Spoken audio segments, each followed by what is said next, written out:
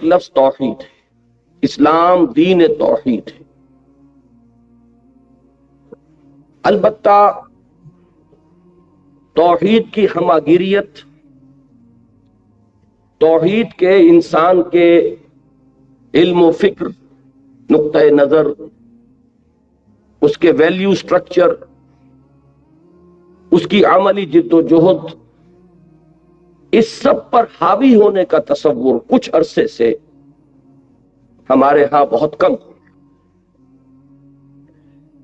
اور عام طور پر تصور یہ ہے کہ توحید کا تعلق عقیدے سے۔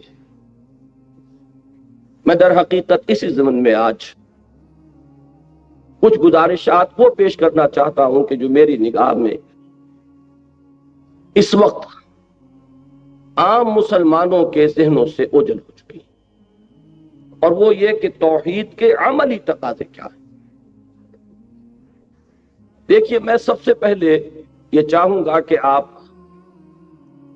ذہن میں ایک نقشہ بنا لیں، جس طرح عام طور پر تعلیم و تدریس کے ضمن میں ہوتا ہے کہ توحید، اب اس کو دو حصوں میں تقسیم کیجئے، ایک ہے علمی و نظری توحید، فکری توحید، یا اگر عام مذہبی اصطلاح استعمال کریں گے تو عقیدے کی توحید، اور یہی اصطلاح استعمال کی ہے امام ابن تیمیہ رحمۃ اللہ علیہ نے، توحید فی العقیدہ۔ اور دوسری توحید ہے عملی توحید، انسان کے رویے میں جو توحید کے نتائج مترتب ہونے چاہیے، یہ ہے دوسری قسم توحید کی۔ پھر اس توحید فی العقیدہ کی طرح امام ابن تیمیہ نے رحمت اللہ علیہ اس کے لیے ایک اصطلاح وضع کی ہے توحید فی الطلب۔ یہ میں بعد میں عرض کروں گا کہ یہ اصطلاح انہوں نے کہاں سے اخذ کی اور اس کا اس عمل کے ساتھ کیا کتنا گہرا اور کتنا منطقی ربط ہے۔ اب ان دو کو بھی مزید سب ڈیوائیڈ کیجئے اپنے ذہن میں۔ توحید فی العقیدہ کے بھی دو حصے ہیں، ایک توحید ذات، اللہ کی ذات کے بارے میں یہ جاننا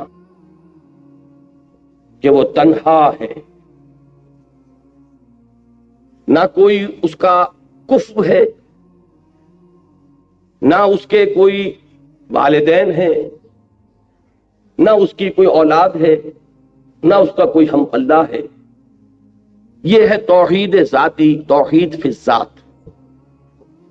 اس کے لیے جامع ترین قرآن مجید میں مقام سورہ اخلاص ہے۔ یہی وجہ ہے کہ اس سورہ مبارکہ کو حضور صلی اللہ علیہ وسلم نے قرآن مجید کی سورتوں کی سردار بھی قرار دیا ہے، اور پورے قرآن کے ثلث کے مساوی قرار دیا ہے۔ ایک تہائی قرآن کے برابر ہے صرف یہ ایک سورہ مبارکہ، قل هو اللہ احد اللہ الصمد لم یلد ولم یولد ولم یکن لہ کفوا احد۔ یہ سورہ مبارکہ توحید ذاتی پر نہایت جامع ہے۔ اس کا دوسرا حصہ ہے توحید صفاتی۔ اللہ تعالیٰ اپنی صفات میں بھی یکتا ہے،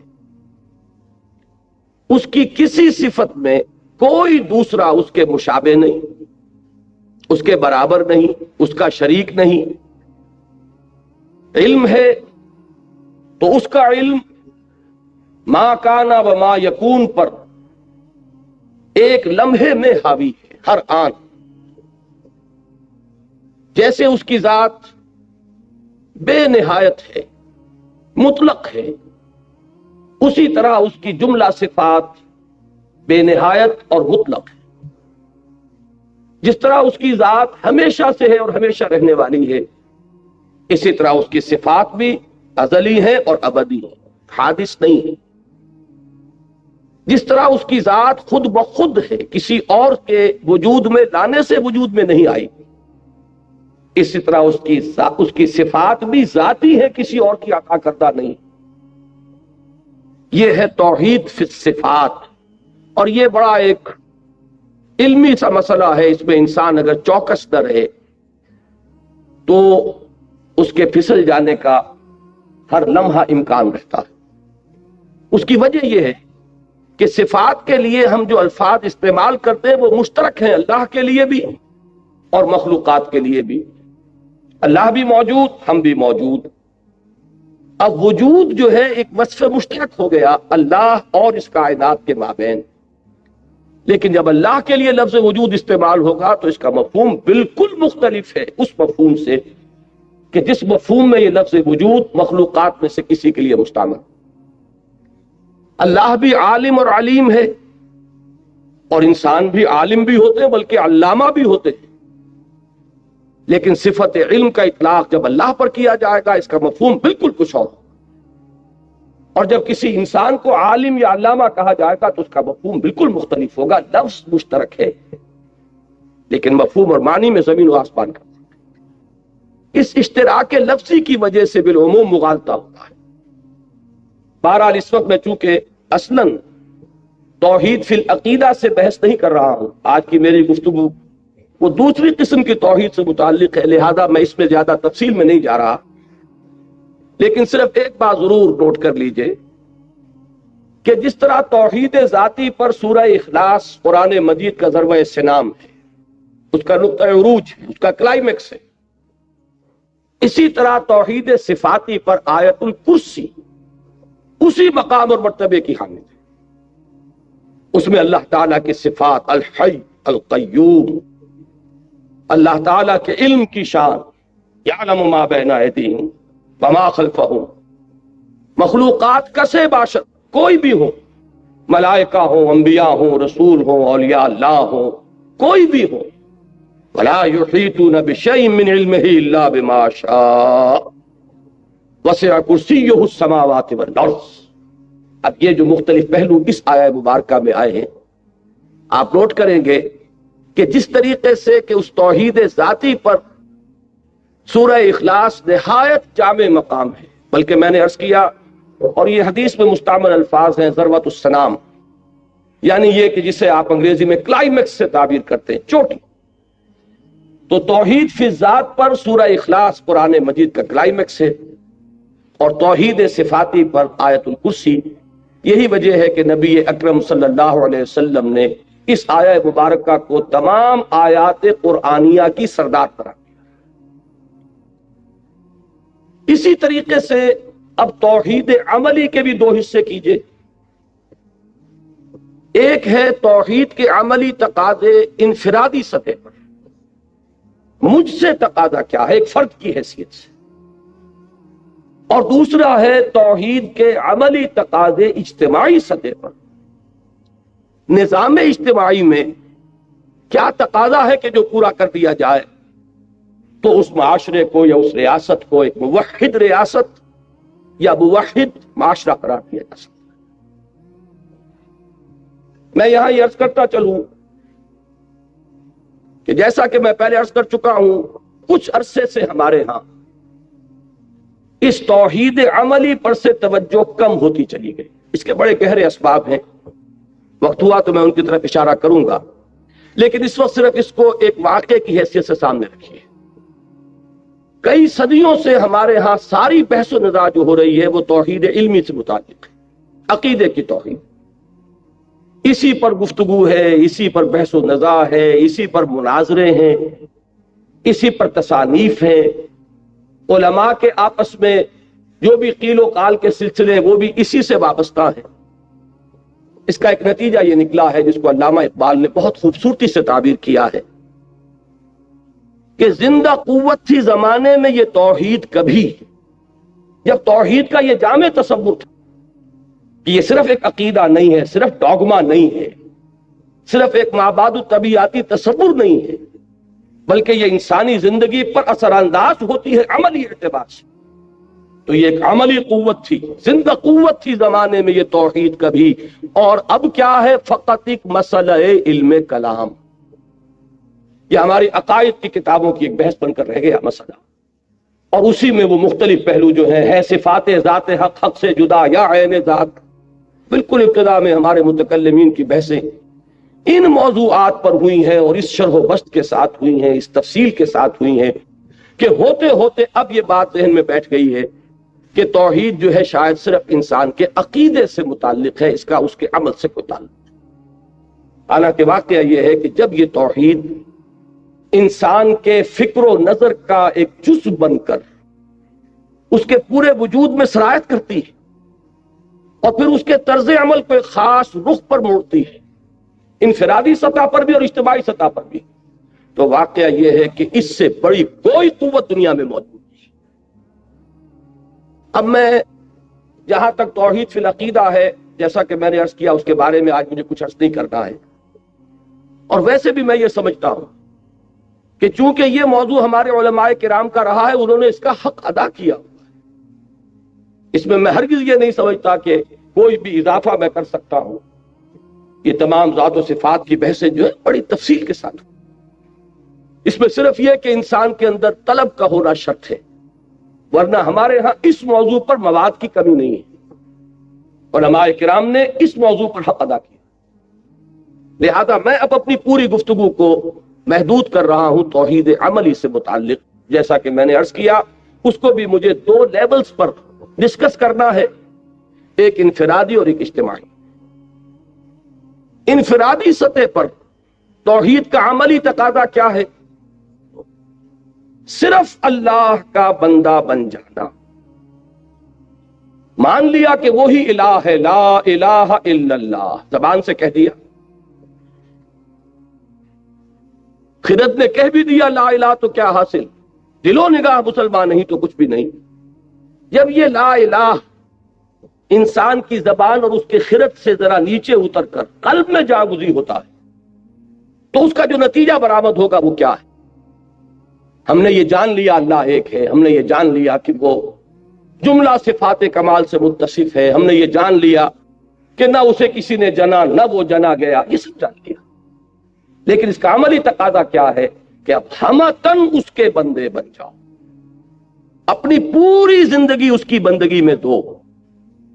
اور یہ بندگی میں دینا، اب لفظ اخلاص یہاں نوٹ کیجئے، اخلاص کے ساتھ میں نے اس موضوع پر جو چند آیات جو میری اس گفتگو کا اصل مرکز و محور بننے والی ہیں، مبنا اور مدار، تو میں نے اپنے ساتھیوں سے کہا تھا یہ آپ کے سامنے موجود ہیں۔ میں چونکہ اصلاً قرآن حکیمی کا طالب علم ہوں، مجھے انہی آیات کے حوالے سے آپ سے گفتگو کرنی ہے تاکہ یہ آیات جب آپ کے سامنے رہیں گی تو آپ کا بھی اس ٹیکسٹ کے حوالے سے گفتگو کے ساتھ ایک مستقل ذہنی رابطہ قائم رہے گا۔ ابتداءً میں یہ عرض کر دوں کہ قرآن مجید میں یوں تو کوئی بھی سورت کیا کوئی بھی صفحہ ایسا آپ کو نہیں مل سکتا کہ جس پہ توحید کا ذکر نہ ہو، اسی طرح کوئی سورت کو جا کوئی صفحہ ایسا نہیں ملے گا کہ جس میں قیامت کا اور آخرت کا معاد کا ذکر نہ ہو۔ یہ دو وہ بنیادی چیزیں ہیں کہ جو انسان کو اس رخ پر ڈالنے کے لیے موٹیویٹ کرتی ہیں کہ جس پر اسلام اس کو ڈالنا چاہتا ہے۔ لیکن یہ کہ خاص طور پر جو مکی صورتیں ہیں ان میں یہ ایمانیات جو ہیں یہ بڑے تفصیل کے ساتھ زیر بحث آئے۔ ان میں سے 4 صورتوں کا میں ذکر کرنا چاہتا ہوں کہ جو میرے نزدیک توحید عملی پر ضربہ سلام ہے قرآن مجید کا۔ یہ سورہ زمر، پھر سورہ مومن، پھر سورہ حامیم السجدہ، اور اس موضوع پر کلائمیکس جو ہے وہ سورہ شورا ہے۔ میں نے یہاں چند آیات تو سورہ زمر کی آپ حضرات کے لیے یہ مطبوعہ شکل میں فراہم کی ہیں اور چند آیات سورہ شورا۔ اب ذرا اندازہ کیجئے کہ توحید کا یہ انفرادی سطح پر تقاضا کس شد و مت کے ساتھ سامنے آ رہا ہے۔ سورہ زمر کی آیات پڑھیے، تنزیل الکتاب من اللہ العزیز الحکیم، اس قرآن کا، اس کتاب کا نزول ہے، اس کی تنزیل ہے اس ہستی کی طرف سے، اس اللہ کی جانب سے جو العزیز ہے الحکیم۔ انا انزلنا الیک الکتاب بالحق، اے نبی صلی اللہ علیہ وسلم ہم نے آپ پر یہ کتاب نازل فرمائی ہے حق کے ساتھ۔ اب اس کا نتیجہ کیا نکلنا چاہیے، غور کیجئے، فاعبد اللہ مخلصا لہ الدین، بس بندگی کیجئے اللہ کی، عبادت کیجئے اللہ کی، کس شان کے ساتھ؟ اس کے لیے اپنی اطاعت کو خالص کرتے، وہ اطاعت جو ہے دو رنگی اور پچرنگی نہ ہو، زندگی کے حصے بکھرے نہ ہو جائیں کہ زندگی کے کسی پہلو میں تو آپ نے اللہ کی اطاعت کو تسلیم کیا اور کسی پہلو میں آپ نے اس سے علیحدگی اختیار کر لی، کسی اور کو مطاع مان لیا۔ میں بھی عرض کروں گا کہ کون کون مطاع بنتے ہیں۔ اگلا ٹکڑا دیکھیے، میں سمجھتا ہوں کہ اس قدر جامع الفاظ شاید قرآن مجید میں آپ کو کہیں اور نہ ملے، منفرد مقام ہے، الا للہ الدین الخالص، آگاہ ہو جاؤ، اللہ کے لیے ہے خالص اطاعت، یعنی اگر ملاوٹ والی اطاعت ہوگی وہ منہ پر دے ماری جائے۔ اللہ کو دو رنگی اور پچرنگی زندگی مطلوب نہیں ہے، صبغت اللہ، پوری زندگی اللہ کے رنگ برنگی ہوئی، اللہ کے ہاں مقبول ہوگا صرف دین خالص۔ میں بھی چاہتا ہوں کہ صرف ان آیات میں جو ایک پرہیبت اور پرجلال انداز ہے اس کو ذرا آپ اپریشیٹ کریں، پھر میں ذرا اس پر بحث کروں گا تفصیل سے۔ ذرا آگے چل کے یہ دوسرا رکوع شروع ہوتا ہے آیات 11 سے اور 15 تک تقریباً۔ قل، یہ میں نے کل بھی عرض کیا تھا، کیونکہ کل بھی ایک یہاں اجلاس تھا، میں نے عرض کیا تھا کہ ابتدائی مکی صورتوں میں اکثر و بیشتر خطاب جو ہے واحد کے صیغے میں ہے، محمد الرسول اللہ صلی اللہ علیہ وسلم، یہ اسلوب ہے قرآن کا۔ ذرا آگے چل کر پھر جمع کا صیغہ بھی استعمال ہونا شروع ہوتا ہے، لیکن یا ایھا الذین آمنو کے الفاظ آپ کو مکی قرآن میں نہیں ملیں گے۔ یہ جو ایک خاص خطاب کا انداز ہے اور اس کے لیے جو الفاظ معین ہو گئے امت مسلمہ کے لیے، یا ایھا الذین آمنو، یہ صرف مدنی صورتوں میں ملتے ہیں۔ بہرحال یہ جو حضور سے خطاب ہے واحد کے صیغے سے، اس کا مطلب یہ نہیں کہ مخاطب یہاں صرف محمد ہیں صلی اللہ علیہ وسلم، بلکہ آپ کی وساطت سے آپ کی پوری امت، آپ کا ہر ماننے والا، آپ پر ہر ایمان لانے والا جو ہے اس کا مخاطب ہے۔ لیکن یہاں ذرا وہی میں عرض کر رہا ہوں پھر کہ اس شکوہ کا، اس جلال کا اندازہ کیجئے۔ قل انی امرت ان اعبد اللہ مخلصا لہ الدین، تکرار دیکھیے اس سورہ مبارکہ میں، اس اخلاص فی الدین کی جو تکرار ہوئی، اطاعت میں خلوص ہو، اطاعت میں یک رنگی ہو، اطاعت جو ہے وہ منقسم نہ ہو جائے۔ اے محمد کہہ دو مجھے تو حکم ہوا ہے کہ میں بندگی کروں اور پرستش کروں اللہ کی، اپنی کل اطاعت کو اس کے لیے خالص کرتے ہوئے۔ وَأُمِرْتُ لِأَنْ أَكُونَ أَوَّلَ الْمُسْلِمِينَ، بات اگر واضح نہیں تھی تو اب اور کھول دیا، اور مجھے حکم ہوا ہے کہ میں بنوں سب سے پہلا فرما بردار۔ قل، کہہ دو، انی اخاف ان عصیت ربی عذاب یوم عظیم، خود مجھے بھی اندیشہ ہے کہ اگر میں نے اپنے رب کی نافرمانی کی تو ایک بڑے دن کا عذاب مجھے پکڑے گا، میں بھی مستثنا نہیں۔ جو تقاضا تم سے کیا جا رہا ہے وہی تقاضا مجھ سے۔ قل اللہ اعبد مخلصا لہ دینی، پھر کہہ دو اے محمد صلی اللہ علیہ وسلم میں تو صرف اللہ ہی کی بندگی اور پرستش کرتا ہوں، اس کے لیے اپنی اطاعت کو خالص کرتے ہوئے۔ فاعبدوا ما شئتم من دونہ، تو پوجو اور بندگی کرو جس کی چاہو اس کے سوا۔ قل ان الخاسرین الذین خسروا انفسهم یوم اہلیہم یوم القیامہ، کہہ دیجئے کہ اصل خسارے اور گھاٹے میں وہ لوگ ہوں گے جو اپنے آپ کو اور اپنے اہل و عیال کو قیامت کے دن خسارے میں مبتلا کریں۔ اب یہ ہے وہ جلال اور شکوہ، اللہ کی بندگی، اللہ کی پرستش، اس کے لیے اطاعت کو خالص کرتے ہیں۔ تیسری مرتبہ دیکھیے سورہ زمر کے پھر آخری حصے میں پھر مضمون آ رہا ہے، اور یہ میں سمجھتا ہوں کہ اس موضوع پر جلال کا انداز جو ہے وہ یہاں میں سمجھتا ہوں کہ قرآن مجید میں یہ مقام اس جلالی رنگ کے اعتبار سے منفرد ہے، بلکہ پھر میں وہی لفظ استعمال کروں گا کہ نقطہ عروج ہے۔ قل فغیر اللہ تأمرونی اعبد ایھا الجاہلون، اے نبی ان سے کہہ دیجئے کہ اے جاہلو، یہ جاہل کے لفظ کو سمجھ لیجئے عام طور پر اردو میں مستعمل ہے ان پڑھ کے لیے. عربی میں جاہل کے معنی ان پڑھ نہیں ہے. جاہل کے معنی ہے جذبات و خواہشات کا بندہ، مشتعل مزاج انسان، جو خواہشات اور شہوات اور جذبات کے ہاتھ میں اپنی لگام دیے ہوئے. ایک وہ ہے کہ جو عقل سے راستہ دیکھتا ہے، جو اپنی خرد سے، اپنے عقل سے کام لیتا ہے، قومی یعقلون.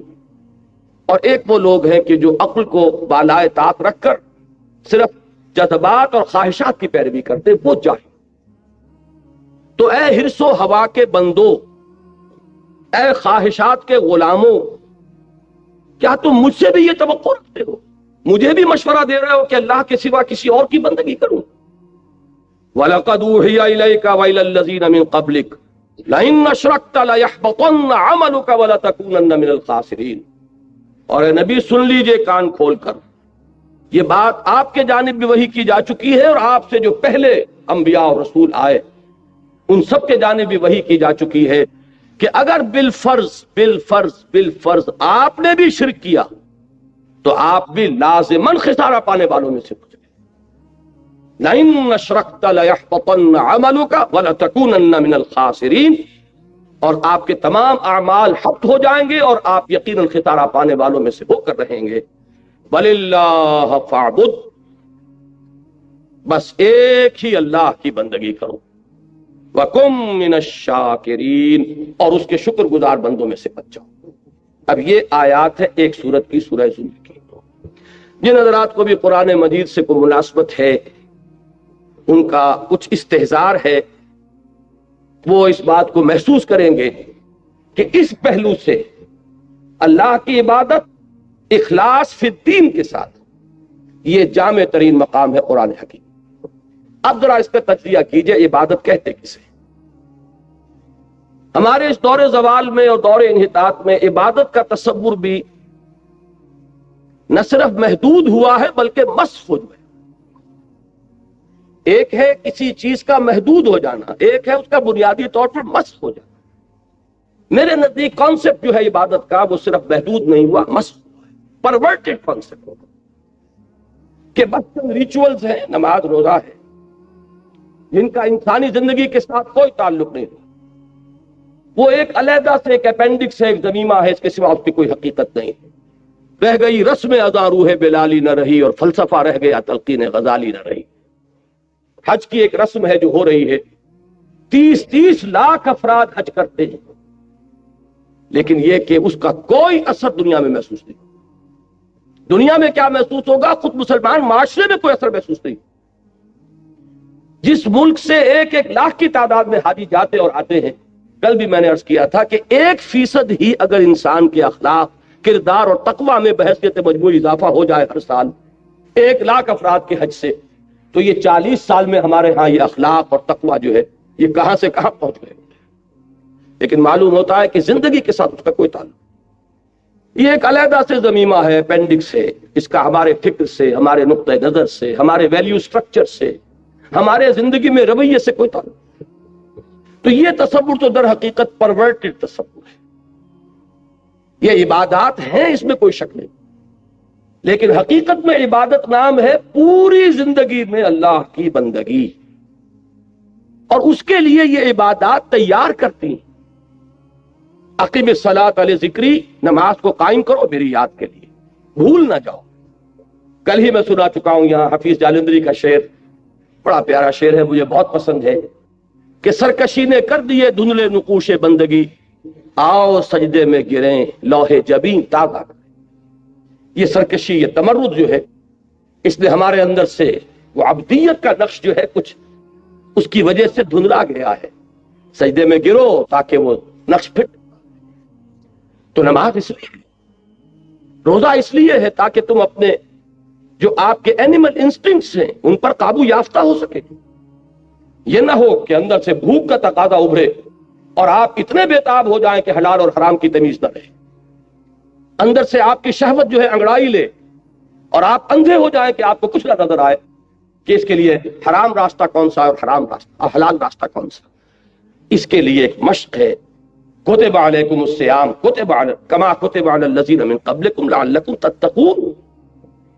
اور اگر عین حالت صوم میں جھوٹ بولا جا رہا ہو، عین حالت صوم میں بے ایمانی کی جا رہی ہو، عین حالت صوم میں رشوت دی یا لی جا رہی ہو، تو اس کو حضور نے فرما دیا ہے، آپ نے کوئی چیز چھپا کر نہیں رکھی، کہ کم من صائم لیس لہ من صومہ الا الجوع، کہ کتنے ہی روزے دار ایسے ہیں کہ انہیں اپنے روزوں سے سوائے بھوک اور پیاس کے اور کچھ حاصل.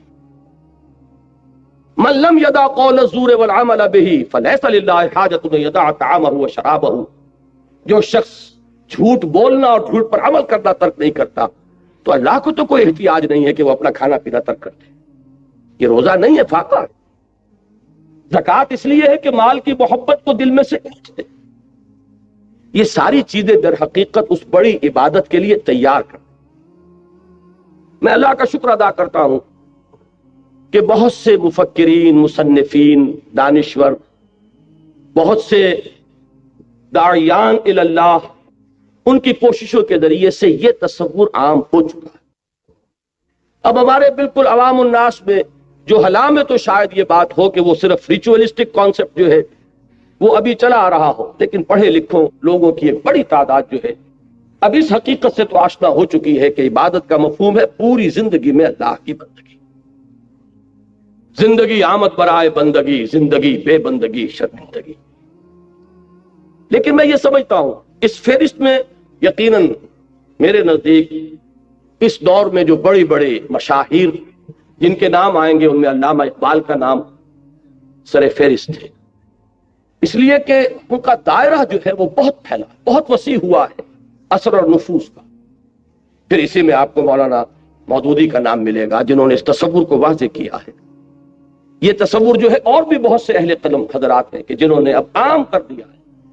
ہمارے ہاں اب یہ تصور جو ہے کوئی اجنبی تصور نہیں ہے کہ لوگ اب جانتے ہیں کم سے کم چاہے اس پر عمل پیرا نہ ہو کہ عبادت کا مفہوم پوری زندگی میں اللہ کے بندے.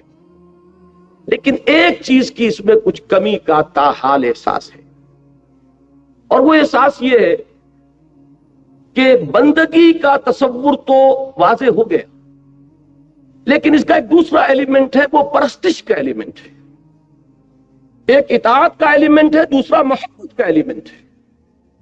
جب تک کہ یہ اطاعت اللہ تعالیٰ کی محبت خداوندی کے جذبے سے سرشار ہو کر نہ کی جا رہی ہو، عبادت کا حق ادا نہیں.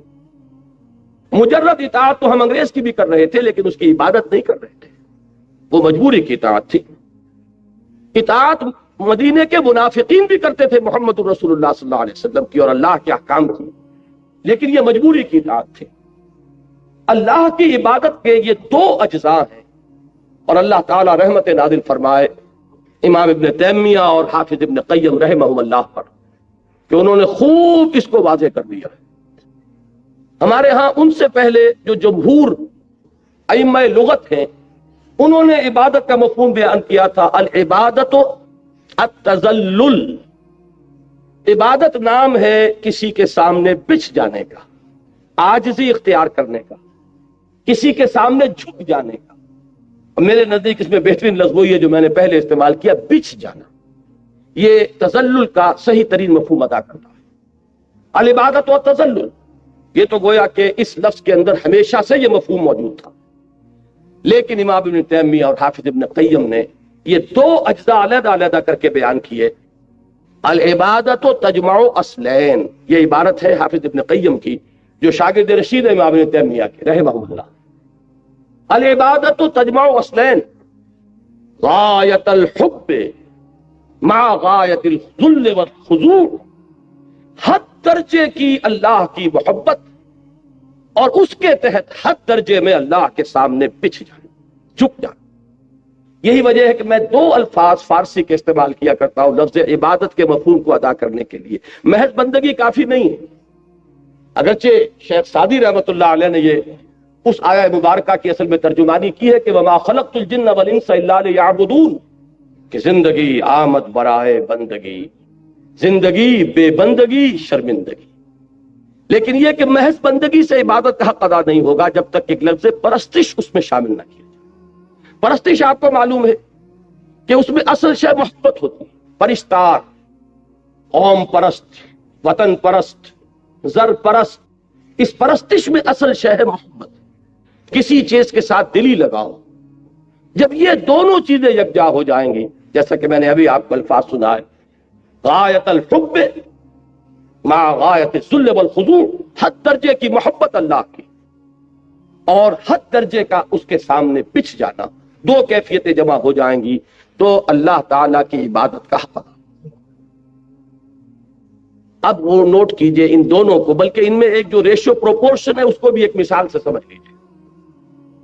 جیسے میرا یہ جسم ہے، نظر یہ آ رہا ہے، لیکن اس کا سارا وجود اس روح سے ہے یا جان سے ہے، یوں کہہ لیجئے. میں روح کی بحث میں اس وقت نہیں جانا چاہتا، وہ ایک علیحدہ شے ہے، لیکن جان، لیکن وہ نظر نہیں آتی. یہ 2 من کا جو ہے وزن اس جسم کا ہے، اس جان کا نہیں ہے. بالکل اسی طریقے سے عبادت کا جسد جو ہے وہ اطاعت سے بنتا ہے. اطاعت تو نظر آ جائے گی. اللہ کا حکم آپ نے مانا کہ نہیں مانا، اللہ کے حکم سے سرتابی کی یا یہ کہ اس کے سامنے سر جھکا دیا، یہ سب کے سامنے ہوگا. اور یہی ہے اس کا وہ جسد ظاہری. البتہ اس کو عبادت بنانے والی اصل روح باطنی وہ محبت ہے اللہ کی. اگر اس کی چاشنی شامل نہ ہو تو بس یہ پھر ایک مارے باندھے کی اطاعت ہے، عبادت نہیں. اب ان دونوں چیزوں کو علیحدہ علیحدہ سمجھیے. توحید فی الاطاعت کیا ہے جس پر یہاں زور دیا گیا؟ مخلصا لہ الدین، اللہ کے لیے اپنی اطاعت کو خالص کرتے. اور شرک فی الاطاعت کیا ہے؟ اسی طرح توحید فی المحبت کیا ہے اور شرک فی المحبت کیا ہے؟ میں چاہتا ہوں کہ بالکل الجبرہ کے قواعد کی طریقے سے ان چیزوں کو سمجھیے. توحید فی الاطاعت کیا ہے؟ اللہ تعالی جملہ اطاعتوں کی نفی نہیں کرتا. اطاعت کرو والدین کی، اطاعت کرو اساتذہ کی، اطاعت کرو اولو الامر منکم کی، لیکن مطاع مطلق صرف اللہ ہوگا. ساری اطاعتیں اس کی اطاعت کے تابع ہو گئیں تو توحید فی الاطاعت. کوئی ایک اطاعت بھی اس کی اطاعت سے آزاد ہو کر اس کے برابر آ کر بیٹھ گئی یا اس سے بالا تر ہو گئی تو یہ شرک فی الاطاعت. اس کو حضور صلی اللہ علیہ وسلم نے یوں ادا فرمایا کہ لا طاعت لمخلوق فی معصیت الخالق. مخلوق میں سے کسی کی اطاعت نہیں کی جائے گی کسی ایسے معاملے میں کہ جس میں خالق کی معصیت لازم آ رہی. اس دائرے کے اندر والدین کا حکم مانو، بیوی شوہر کا حکم مانے، طالب علم اساتذہ کا حکم مانے، مرید مرشد کا حکم مانے، عام شہری جو بھی حکام ہیں ان کے حکم مانے.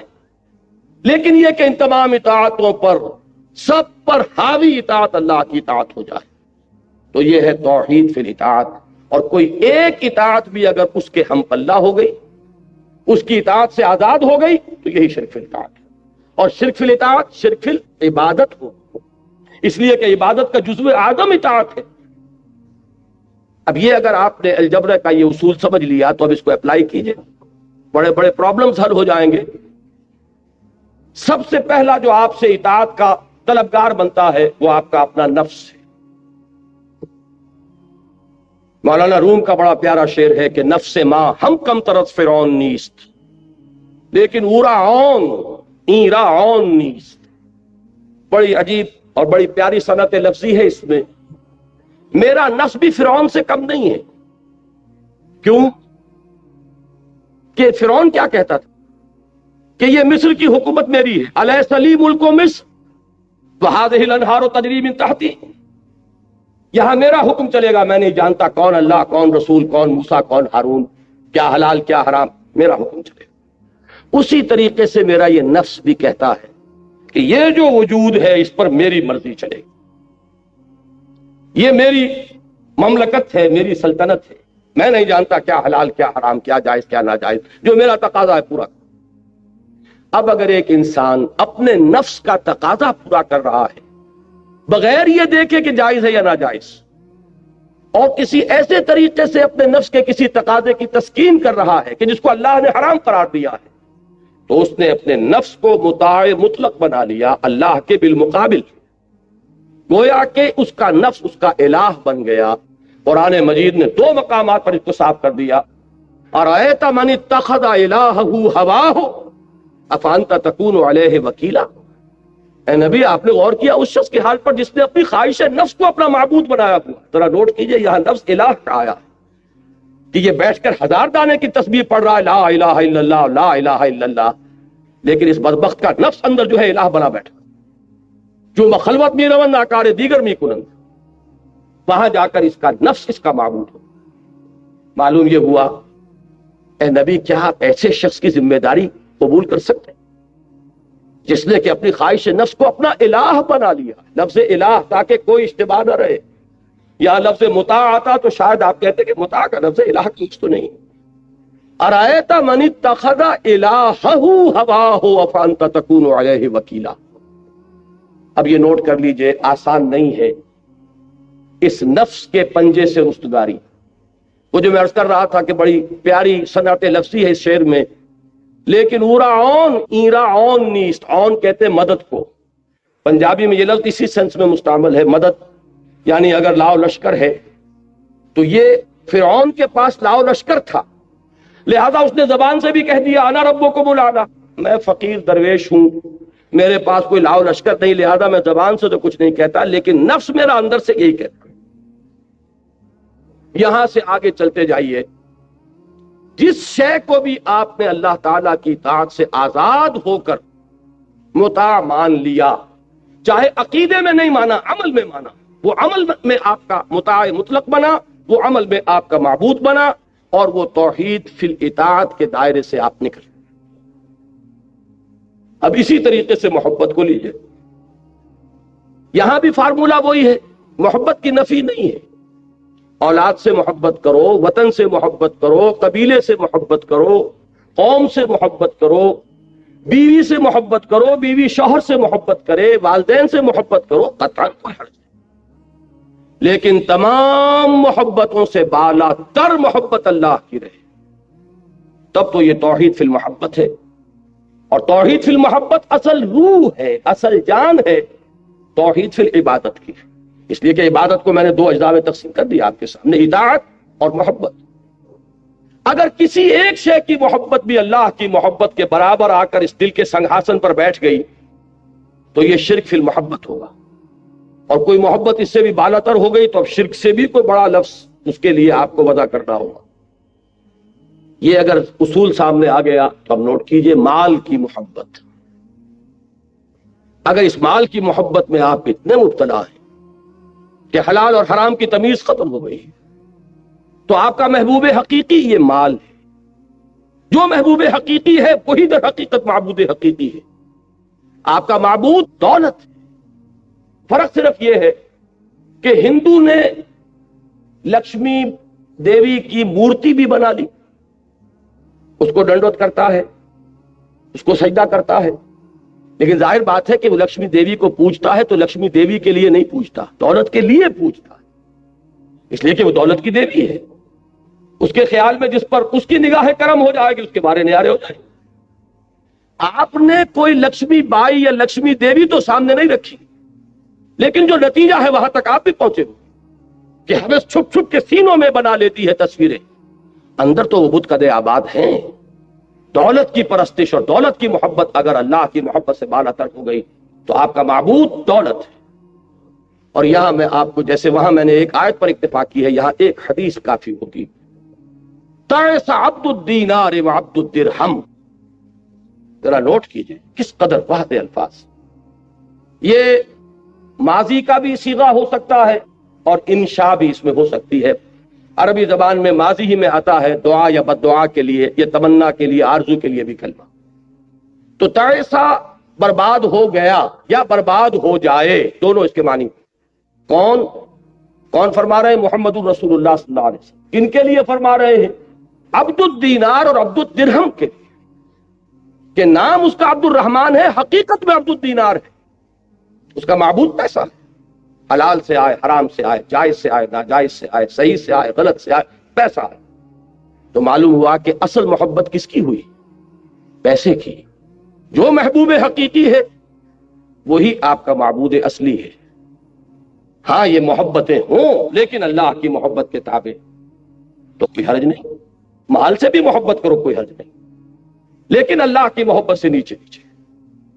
اس میں وہ آیت مبارکہ ذرا نوٹ کر لیجئے جو سورہ توبہ میں آئی ہے، آیت نمبر 24، لرزا دینے والی آیت۔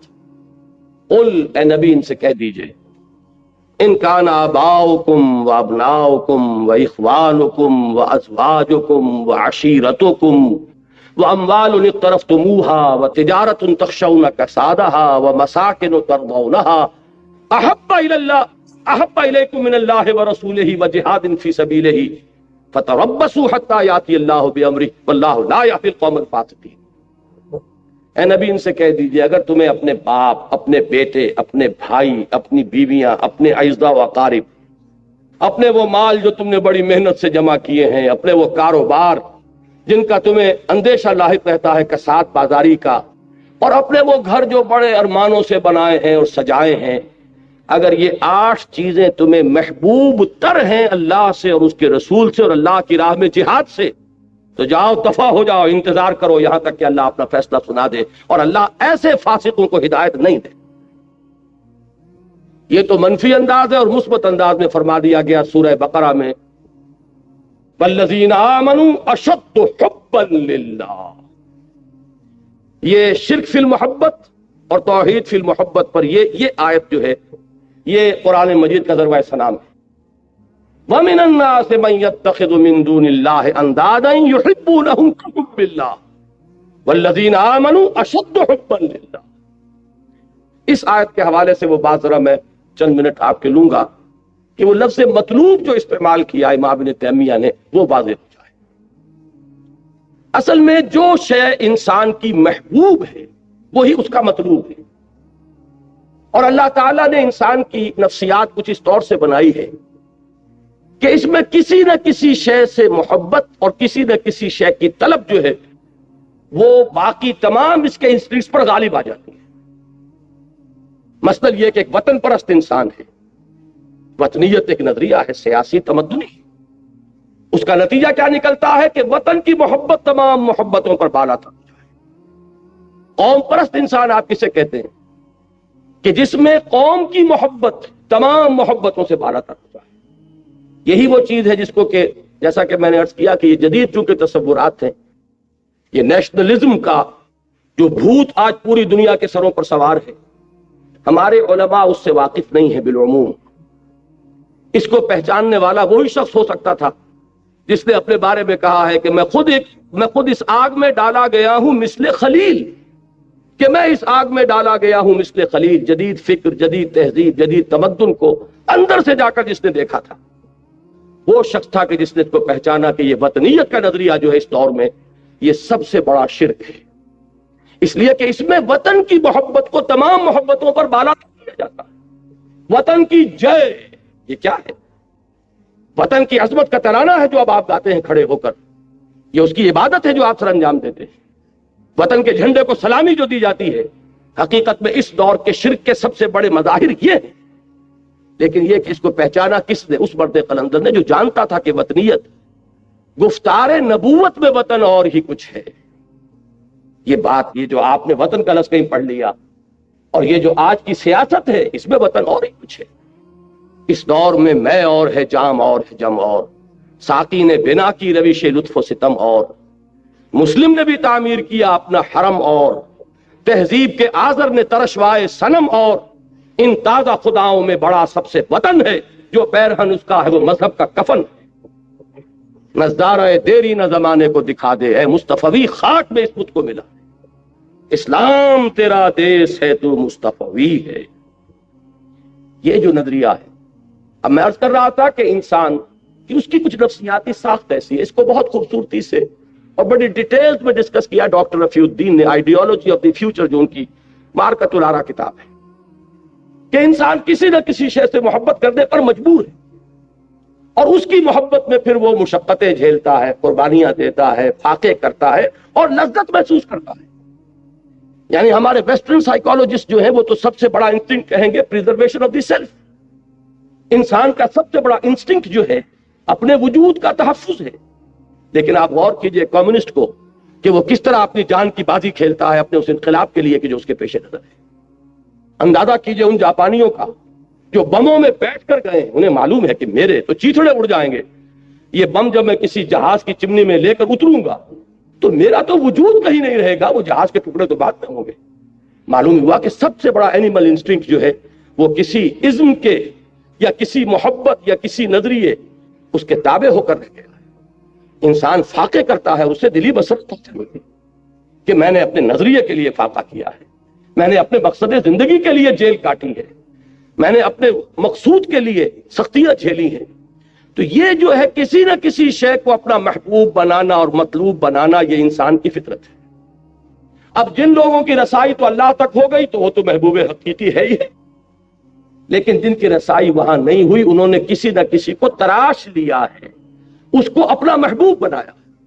می تراشد فکر ما ہر دم خدا بندے دیگر، رست از یک بندتا افتاد در بندے دیگر۔ مجبور ہے انسان کہ کسی نہ کسی کو تراش کر اور اپنے دل کے سنگھاڑ پر بٹھائے۔ وہ کوئی نظریہ بھی ہو سکتا ہے، ایک تخیل کے حسن مبہم پر ساری ہستی مٹائی جاتی ہے۔ انسان ایک نظریے کے لیے بھی اپنا سب کچھ قربان کرنے کے لیے تیار ہو، یہ ہے اس کا مطلوب۔ قرآن مجید میں یہ سورہ حج کے آخری رکوع میں آیا ہے، ضعف الطالب والمطلوب۔ اللہ کے سوا کسی کو تم نے مطلوب بنایا تو وہ مطلوب بھی بیچارہ اور عاجز، اور طالب اس سے بھی بڑھ کر عاجز اور بیچارہ۔ جس کا مطلوب عاجز اور بیچارہ ہے، ایک ہی مطلوب حقیقی اور وہ اللہ ہے۔ یہ ہے وہ مطلوب کا لفظ جس کو امام ابن تیمیہ رحمۃ اللہ علیہ نے استعمال کیا۔ انسان کا مطلوب صرف اللہ بن جائے۔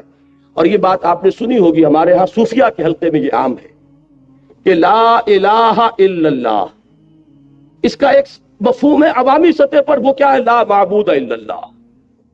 اور اس کا ایک مفہوم ہے جو اس سے ذرا اونچا اٹھتا ہے انسان شعور کے اعتبار سے، اس کا لیول آف کانشسنس اگر بلند ہوگا تو اسی لا الہ الا اللہ کا مفہوم جو منکشف ہوگا وہ کیا ہوگا؟ لا مقصود الا اللہ، لا مطلوب الا اللہ، لا محبوب الا اللہ۔ یہاں تک پہنچے تو اب آپ کی وہ توحید عملی پوری ہوئی کہ آپ کا مقصود اللہ، آپ کا مطلوب اللہ ہو، آپ کا محبوب اللہ ہو۔ اور پہلے میں نے عرض کیا آپ کا مطاع مطلق اللہ ہو، ساری اطاعتیں اس کی اطاعت کے تابع ہو جائیں۔ یہ ایک سجدہ جسے تو گراں سمجھتا ہے، ہزار سجدوں سے دیتا ہے آدمی کو نجات، لیکن آسان کام نہیں ہے، بہت کٹھن کام ہے۔ اس کے لیے یہ ہے کہ انسان کو اپنے نفس کے پنجے سے رہائی حاصل کرنا ہی آسان نہیں۔ وہ فارسی زبان کی جب ہماری ابتدائی تعلیم ہوا کرتی تھی تو تختی پر لکھ کے استاد دیتے تھے، کریمہ بے بخشائے برحال ماں کہ ہستم اسیر کمند ہوا، اے کریم میرے حال پر رحم فرما کہ میں تو اپنی خواہشات کے پھندوں میں پھنسا ہوا ہوں، کہ ہستم اسیر کمند ہوا، اس کمند ہوا و ہوس کی اسیری سے اپنے آپ کو نکالنا آسان نہیں۔ لیکن بہرحال میں انفرادی سطح پر توحید کے عملی تقاضے کے ضمن میں اس پر اکتفا کر رہا ہوں۔ اللہ کا بندہ بننا، ہمتن اسی کا بندہ، پوری زندگی اسی کی اطاعت میں، یعنی تمام اطاعتیں اس کی اطاعت کے تابع، تمام محبتیں اس کی محبت کے تابع، تمام جتنے بھی اندر سے تقاضے اور طلبیں ابھرتی ہیں وہ تمام اللہ کی طلب کے تحت ہو جائیں۔ وَمِنَ النَّاسِ مَن يَتَّخِذُ مِن دُونِ اللَّهِ أَندَادًا يُحِبُّونَهُمْ كَحُبِّ اللَّهِ وَالَّذِينَ آمَنُوا أَشَدُّ حُبًّا لِلَّهِ۔ جو حقیقتاً مومن ہے، جو واقعتاً ایمان کا رمز آشنا ہو گیا ہے، وہ سب سے زیادہ محبت کرتا ہے اللہ کے ساتھ۔ یہ اشد حبا للہ، یہ عبادت کا وہ باطنی روح والا پہلو۔ اب ذرا آئیے سورہ زمر سے آگے چلیے۔ سورہ مومن کی میں صرف ایک آیت کا حوالہ دوں گا، وہ یہاں پر تباہ شدہ نہیں ہے کیونکہ وہ میری گفتگو میں اس وقت اصل فوکس میں وہ پوائنٹ نہیں ہے، لیکن یہ کہ اس کو ضمن نوٹ کر لیجئے، کیونکہ حدیث میں آتا ہے کہ الدعاء مخ العبادہ، الدعاء هو العباد، دعا جو ہے وہ عبادت کا اصل جوہر ہے، بلکہ اس سے بھی آگے بڑھ کر دعا ہی اصل عبادت ہے۔ جس کو آپ پکارتے ہیں وہی آپ کا معبود ہے، جس کو آپ نے مشکل کشا سمجھا ہے وہی آپ کا معبود ہے، جس کو حاجت روا مانا ہے وہی آپ کا معبود ہے۔ یہ ہے وہ دعا کا پہلو۔ اس دعا کے ضمن میں اگرچہ قرآن مجید میں دوسرے مقامات پر لا تدعوا مع اللہ احدا، دیکھو اللہ کے سوا کسی اور کو مت پکارنا، اللہ کے ساتھ کسی اور کو شامل نہ کر لینا، یہ شرک فی الدعا ہے۔ لیکن مضمون کی مناسبت دیکھیے کہ سورہ مومن کے جو سورہ زمر کے متصلاً بعد آتی ہے، اس میں ایک تو وہ آیا مبارکہ دعا کے موضوع پر، وہ اہم ترین آیت ہے قرآن مجید کی، اور جمعوں کے خطبوں میں آپ نے بارہا سنی ہوگی، قال ربکم ادعونی استجب لکم ان الذین یستکبرون عن عبادتی سیدخلون جہنم داخرین۔ تمہارے رب نے یہ فرمایا ہے پکارو مجھے، مانگو مجھ سے، میں تمہاری دعائیں قبول کروں گا۔ اور چونکہ دعا ہی عبادت ہے، لہذا فرمایا وہ لوگ جو بربنائے استکبار میری عبادت اور مجھ سے مانگنے سے ابا کرتے ہیں، انہیں ذلیل و خوار ہو کر جہنم کا ایندھن بننا پڑے گا۔ تو اللہ کو پکارو، اللہ سے مانگو۔ لیکن یہ کہ اس سورہ زمر کے ساتھ جو اس کا ربط و تعلق ہے وہ واضح ہوتا ہے آیات نمبر 65 اور 66 میں۔ یہ آیت نمبر 60 تھی جو ابھی میں نے آپ کو سنائی۔ آیت نمبر 65 ہے هو الحی لا الہ الا ہو فادعوہ مخلصین لہ الدین۔ دیکھیے وہی لفظ یہاں، وہ اللہ ہے، وہ زندہ جاوید ہستی کے جس کے سوا کوئی معبود نہیں، بس پکارو اسے، اس کے لیے اپنی اطاعت کو خالص کرتے ہو۔ اگر دعائیں کرتے رہو اور اخلاص فی الاطاعت نہیں ہے، دعائیں تمہارے منہ پر دے ماری جائیں گی۔ یہ دعا کوئی میکینیکل پروسیس نہیں ہے۔ یہ جو آج بہت سے لوگ سوال کرتے ہیں کیا وجہ ہے ہماری دعائیں قبول نہیں ہوتی، پہلے لوگوں کی دعائیں قبول ہوتی تھی۔ نبی اکرم صلی اللہ علیہ وسلم نے اس کی وضاحت کر دی ہے۔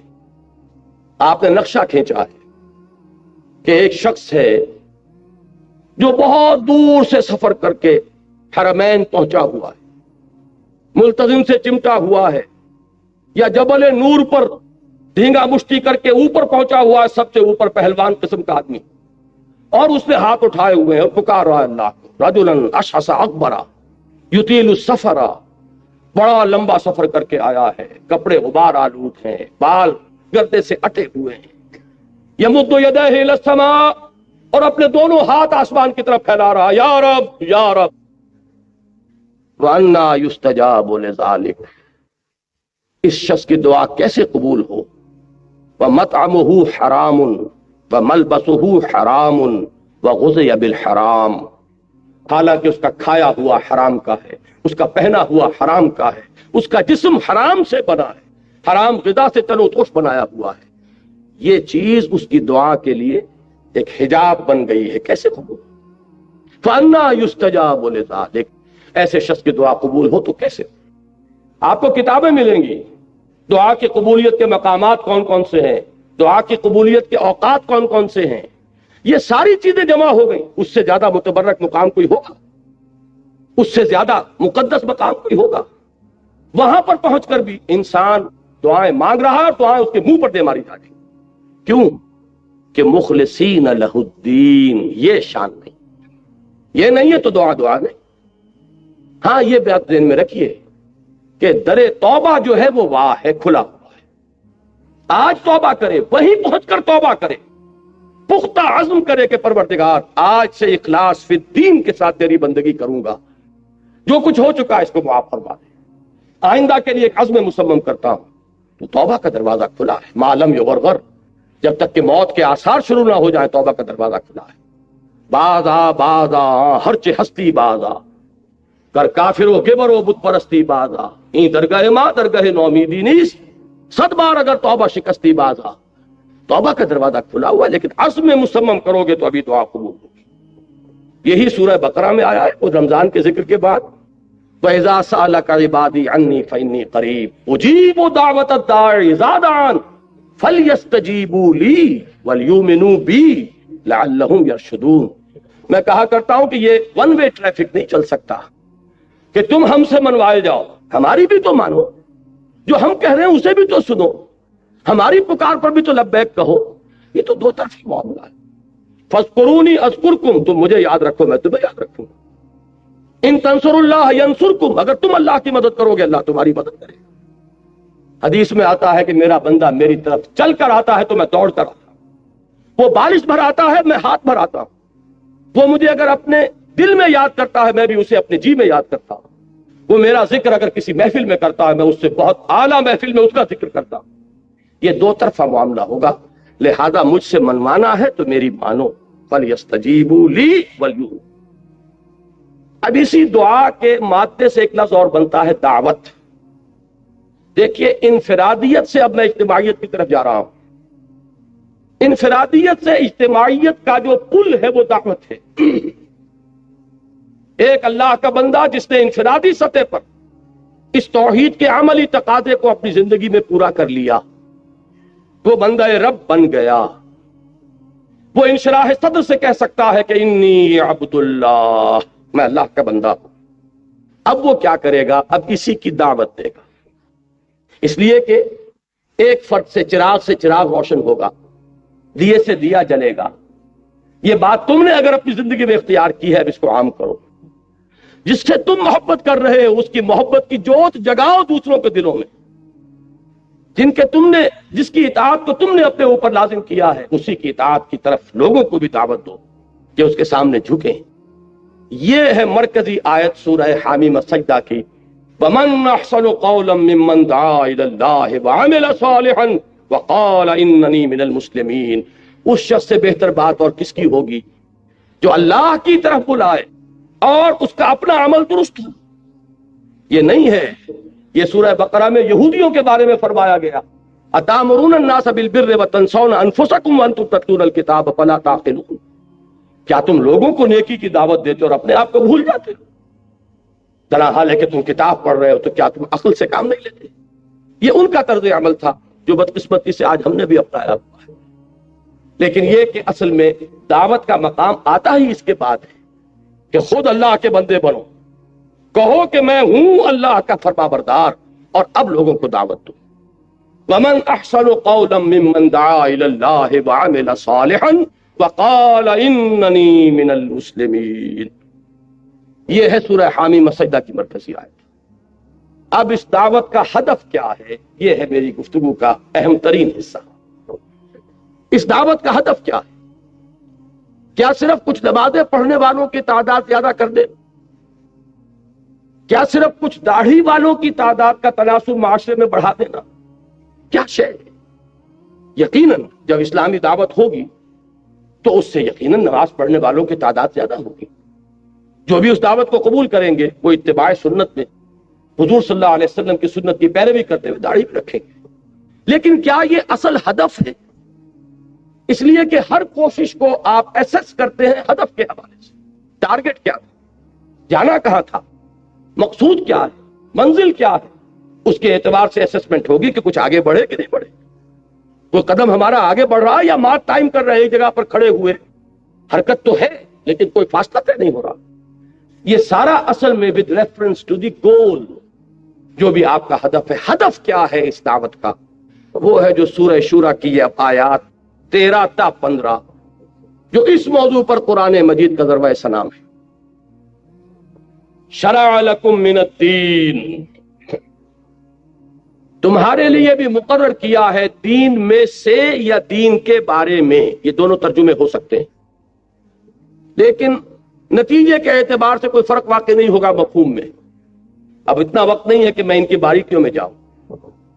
کیا چیز مقرر کی ہے؟ وہی ما وصی بہ نوحا، جس کی وصیت کی تھی اللہ نے نوح کو علی نبینا علیہ الصلوۃ والسلام، والذی اوحینا الیک، اور جو اے محمد ہم نے وحی کی ہے آپ کی جانب صلی اللہ علیہ وسلم، وما وصینا بہ ابراہیم وموسیٰ وعیسیٰ، اور جس کی ہم نے تاکید کی تھی ابراہیم کو اور موسیٰ کو اور عیسیٰ علی نبینا علیہ الصلوۃ والسلام۔ اب وہ ہے کیا؟ ان اقیموا الدین ولا تتفرقوا فیہ، دین کو قائم کرو۔ یہ دین ایک اجتماعی نظام کی حیثیت سے پوری اجتماعی زندگی پر غالب آ گیا، اس لیے کہ انسان آپ کو معلوم ہے گریگوریس اینیمل ہے، متمدن حیوان ہے، مل جل کر رہتا ہے۔ تمدن نے بڑے ارتقائی مراحل طے کیے ہیں۔ کبھی انسان غاروں میں رہتا تھا تو کوئی اجتماعیت تھی ہی نہیں، انفرادیت ہی انفرادیت تھی۔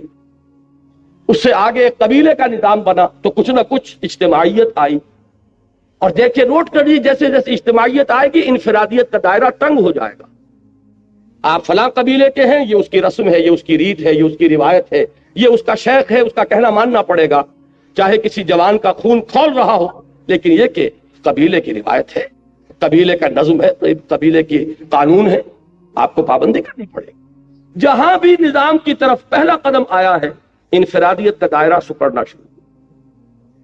اب بعض شہر تو ایسے تھے جو ایک ہی قبیلہ ان میں آباد تھا، اس سے اگلا سٹیپ جو انسان نے لیا ہے اجتماعیت کی طرف، چند قبیلوں نے مل جل کر ایک شہر میں رہنا شروع کیا۔ اس سے وہ چیز وجود میں آئی جسے آپ شہری ریاست کہتے ہیں، سٹی اسٹیٹ۔ اس لیے کہ جب چند قبیلے رہیں گے تو ایک تو ان کا اپنا اپنا یونٹ ہے، ان کے اپنے رسوم ہیں، رواجات ہیں، ان کی اپنی روایات ہیں، لیکن یہ کہ جو انٹر ایکشن ہوگا ان کے مابین، اس کے لیے کچھ نہ کچھ طے کرنا پڑے، کچھ نہ کچھ اصول ہوں گے، وہ لکھے ہوئے ہوں یا نہ ہوں، اس سے کوئی فرق واقع نہیں ہوتا، لیکن کچھ نہ کچھ ایک دستور جو ہے وہ بالکل ایک ابتدائی اور پریمیٹیو فارم میں وہ پیدا ہو جائے گا، جبکہ دو قبیلے ایک جگہ پہ۔ میں مثال دے دوں آپ کو، حضور صلی اللہ علیہ وسلم کی سیرت میں ہمیں یہ دونوں چیزیں بیک وقت نظر آتی ہیں، اس لیے کہ مکہ ایک قبیلے کا شہر تھا، وہاں صرف قرشی رہ سکتا تھا، یا قرشی یا قرشی کا غلام یا قرشی کا حلیف، کسی کی امان میں آپ آ گئے تو آپ رہ سکتے، تیسرا چوتھا کوئی کسی کیٹیگری کا آدمی وہاں نہیں رہ سکتا۔ وہ تھا ایک قبیلے کا شہر، تمدن کے اعتبار سے یہ زیادہ پریمیٹیو تھا۔ مدینہ منورہ 5 قبیلوں کا شہر تھا، تمدن کے اعتبار سے ایک سٹیپ فارورڈ، اس لیے کہ 3 قبیلے یہود کے آباد تھے، بنو نذیر، بنو قینقاع، بنو قریظہ، اور 2 تھے اصل عرب قبائل جو یمن سے آ کر آباد ہوئے، اوس اور خزرج۔ اب ظاہر بات ہے کہ ان کے مابین کچھ نہ کچھ طے ہوگا، قبیلے کا اپنا نظام تو چلے گا اپنی روایات کے مطابق، لیکن یہ کہ آپس میں معاملہ ہوگا تو کیسے ہوگا، کچھ نہ کچھ بات طے کرنی ہوگی۔ اور یہ بات شاید عجیب لگے بہت سے حضرات کو جن کے علم میں پہلے نہ ہو، کہ ان کے ہاں یہ طے تھا کہ ایک اوسی کی قیمت کے مقابلے میں خزرجی کی قیمت 3 گنا ہوگی، اس لیے کہ خزرج بڑا قبیلہ تھا، اوس چھوٹا تھا۔ تو اگر کوئی خزرجی قتل کر دے اوسی کو تو فرض کیجئے کہ 10,000 دینے پڑے، تو اگر کوئی اوسی قتل کر دے گا خزرجی کو تو 30,000 دینے پڑیں گے۔ اب آپ سوچئے کہ جو اوسی نوجوان ہوتے ہوں گے ان کے خون کھولتے ہوں گے کہ نہیں، کہ کیا میرے خون کی قیمت اس خزرجی کے مقابلے میں کیا ہے، یہ مجھ سے کوئی اعلیٰ ترین ہے، لیکن یہ کہ طے ہے، قبیلے کا آپس میں معاملہ بنا ہوا ہے، ماننا پڑے گا۔ تو یہ سٹی اسٹیٹ قائم، سٹی اسٹیٹ سے آگے بڑھے آپ تو اب بڑی بڑی مملکتیں، ایمپائرز، اور حضور کے زمانے میں بھی یہ 2 ایمپائرز تھے، Roman empire and the Persian empire, یہ 2 عظیم اس وقت کی سپر پاورز تھیں۔ تاریخ کئی صدیوں سے جھولا جھول رہی تھی ان دونوں کے مابین، کبھی رومی آگے بڑھتے تھے، ایرانیوں کو دھکیل دیتے تھے پیچھے، کبھی ایرانی آگے بڑھتے تھے، رومیوں کو دھکیل دیتے تھے، کبھی تو وہ بالکل یورپ تک جا پہنچاتے تھے، جیسے کہ خسرو کے زمانے میں، سائرس کے زمانے میں ہوا ہے۔ بہرحال یہ بھی جو تمدن کی سطح موجود تھی، اس کے بعد اب ایک سٹیپ اس کے بعد سے آج تک انسان نے لیا ہے، اور وہ یہ ہے کہ اب کانسیپٹ آف اسٹیٹ، ریاست کا تصور۔ پہلے ریاست اور حکومت گڈمڈ تھے، آپ حکومت کے وفادار ہیں کہ ریاست کے وفادار ہیں، اس میں کوئی فرق نہیں، جو بھی حاکم کے خلاف اگر کھڑا ہو گیا تو باغی قرار پایا۔ حضرت حسین رضی اللہ تعالیٰ عنہ کا معاملہ کیا تھا، لیکن آج انسان کا تمدن جو ہے ایک قدم اور آگے جا چکا ہے، اب ریاست علیحدہ ہے، حکومت علیحدہ ہے۔ ریاست ہے اصل شے جس کی وفاداری ہے، ریاست ہے کہ جس کے ساتھ آپ کا تعلق ہے، حکومت کو تو بنانا یہ آج عوام کا حق تسلیم کیا گیا، بنائیں یا بگاڑ دیں، ختم کر دیں، بدل دیں۔ تو یہ جو کانسیپٹ اسٹیٹ کا، اب یہاں بات بہت آسان ہو گئی ہے کہ توحید کا عملی تقاضا اجتماعی سطح پر کیا ہوگا کہ ایک اسلامی ریاست جو بہمہ وجوہ اسلامی ہو، جو پوری انسانی زندگی اور اس کے جملہ اجتماعی پہلوؤں کو اپنے احاطے میں لے لے، اس پر اللہ کا دین غالب ہو جائے، زندگی کا کوئی گوشہ اس کے دائرے سے باہر نہ رہے، سماجی نظام ہو تو اس کے تحت، معاشی نظام ہو تو اس کے تحت، سیاسی نظام ہو تو اس کے تحت، قانون فوجداری ہو تو اس کا، قانون دیوانی ہو تو اس کا، قانون شہادت ہو تو اس کا، قانون وراثت ہو تو اس کا، اس میں صرف ایکوموڈیٹ کرتی ہے اسلامی ریاست، کہ مائنورٹیز کو پرسنل لا میں ان کو اجازت دے دی جائے گی، وہ عبادت جس طرح چاہیں کریں، شادی بیاہ جیسے چاہیں کر لیں، نکاح طلاق کے جو قوانین چاہیں بنا لیں، لیکن یہ ہے کہ لا آف دی لینڈ وہ اللہ کا ہوگا۔ یہ ہے اقامت دین، دین کو ایک نظام کی حیثیت سے قائم کر دے کہ وہ صرف انفرادی افیئر بن کر نہ رہ جائے۔ میں نے تو جیسا کہ عرض کیا تھا نا کہ وہ ہمارے ہاں تو انفرادی بھی نہیں رہا، وہ صرف عقیدے کی چیز بن کر رہ گیا۔ یہ توحید کی تکمیل جو ہوگی اس وقت ہوگی، وہ جس کو اقبال نے کہا ہے نا کہ وقت فرصت ہے کہاں، کام ابھی باقی ہے، نور توحید کا اتمام ابھی باقی ہے۔ یہ نور توحید کا اتمام کب ہوگا؟ جبکہ پورے اجتماعی نظام پر اللہ کا دین غالب ہو جائے۔ اب اس کو ذہن میں رکھیے، ایک اصطلاح اس کے لیے ہے یہ اقامت دین، جو یہاں دین کو قائم کرو۔ اس میں تھوڑا سا اشتباہ بعض حضرات پیدا کرتے ہیں کہ اس کا ترجمہ تو ہے دین کو قائم رکھو، اور میں عرض کیا کرتا ہوں جیسے میں نے وہاں عرض کیا تھا کہ وقت نہیں ہے تفصیل میں جانے کا، ورنہ میں اس کی وضاحت کر دیتا کہ نتیجے کے اعتبار سے نہ اس میں فرق ہے نہ اس میں فرق ہے۔ اس قائم رکھو اور قائم کرو کا بہترین جو معاملہ سمجھ میں آ جائے گا وہ ایک خیمے کی مثال سے ہے۔ خیمہ اگر کھڑا ہے تو آپ اسے کھڑا رکھیں گے، خیمہ گر گیا ہو تو اسے کھڑا کریں گے۔ ان دونوں کا در حقیقت یہ ایک ہی چیز ہے، ایک ہی مفہوم ہے جس کو الفاظ میں آپ نے بدل دیا۔ فرض کیجئے خیمہ کھڑا ہے، استادہ ہے، اور تیز آندھی آ گئی ہے، اب آپ کیا کریں گے؟ اس کی رسیوں کو مضبوط کریں گے، اس کے کھوٹوں کو اور مضبوطی کے ساتھ گاڑیں گے۔ ہو سکتا ہے کہ کوئی وقت آئے کہ آپ رسیوں کے ساتھ بھی اپنے آپ کو یعنی اس کو پکڑ کر کھڑے ہو جائیں، بانسوں کو پکڑ کر کھڑے ہو جائیں۔ یہ سب کوشش کیا ہوگی؟ خیمے کو قائم رکھنا اگر وہ کھڑا ہے، اور اگر خیمہ گر گیا ہو تو خیمے کو کھڑا کرنا۔ اب رکھنا مانی یہی ہے اقامت دین کا مفہوم۔ دین قائم ہے تو قائم رکھو، قائم نہیں ہے تو قائم کرو۔ ان اقیم الدین کہ پوری اجتماعی زندگی میں اصل الاصول یہ ہو جائے۔ اب چونکہ آج کی اس مجلس کی صدارت کر رہے ہیں ایک بہت ماہر اور ہمارے ہاں کے مشہور قانون کے جاننے والے اور اب تو قانون کے تحت فیصلے صادر کرنے والے، تو میں تھوڑا سا کچھ مجھے نظر آئے ہیں کالے کوٹ اور بھی کہ شاید ان کے لیے دلچسپی کی بات ہو یہ کہ واقعہ یہ ہے کہ اسلامی ریاست کے لیے صرف ایک دفعہ کافی ہے، ایک دفعہ جو ہمیشہ سے ہمارے ہاں دستوروں میں رہی ہے، ہر دستور میں رہی ہے۔ اور میں واقعتاً داد دیتا ہوں، مجھے معلوم نہیں کس نے یہ الفاظ اس کے قائم کیے اور فریم کیے ہیں، لیکن حقیقتاً نہایت جامع الفاظ ہیں۔ No legislation will be done repugnant to the Quran and the Sunnah. That's all. یہ بالکل کافی ہے، 100% آپریٹو اس کو کر دیجئے۔ اس میں سے ایک چیز کو بھی مستثنا رکھا تو سب کی نفی ہو جائے، وہ ہو جائے گا وہ آیہ مبارکہ افتؤمنون ببعض الکتاب وتکفرون ببعض فما جزاء من يفعل ذلك منكم الا خزي في الحياة الدنيا ويوم القيامة يردون الى اشد العذاب وما الله بغافل عما تعملون۔ کیا تم ہماری کتاب اور شریعت کے ایک حصے کو مانتے اور ایک کو نہیں مانتے؟ تو جو کوئی بھی تم میں سے یہ روش اختیار کرے گا اس کی سزا اس کے سوا اور کچھ نہیں ہے کہ اسے دنیا میں ذلیل و خوار کر دیا جائے اور قیامت کے دن شدید ترین عذاب میں جھونک دیا جائے۔ اور کان کھول کر سن لو کہ اللہ غافل نہیں ہے اس سے کہ جو کچھ تم کر رہے ہو، تمہارے ظاہر کو نہیں دیکھے گا، وہ تمہارے ایک ایک عمل سے واقف ہے۔ وَمَا اللَّهُ بِغَافِلٍ عَمَّا۔ تو اگر ایک چیز کو بھی مستثنا کر دیا، مالیاتی معاملات مستثنا، آئلی قانون مستثنا، ہر شے کی نفی ہو گئی۔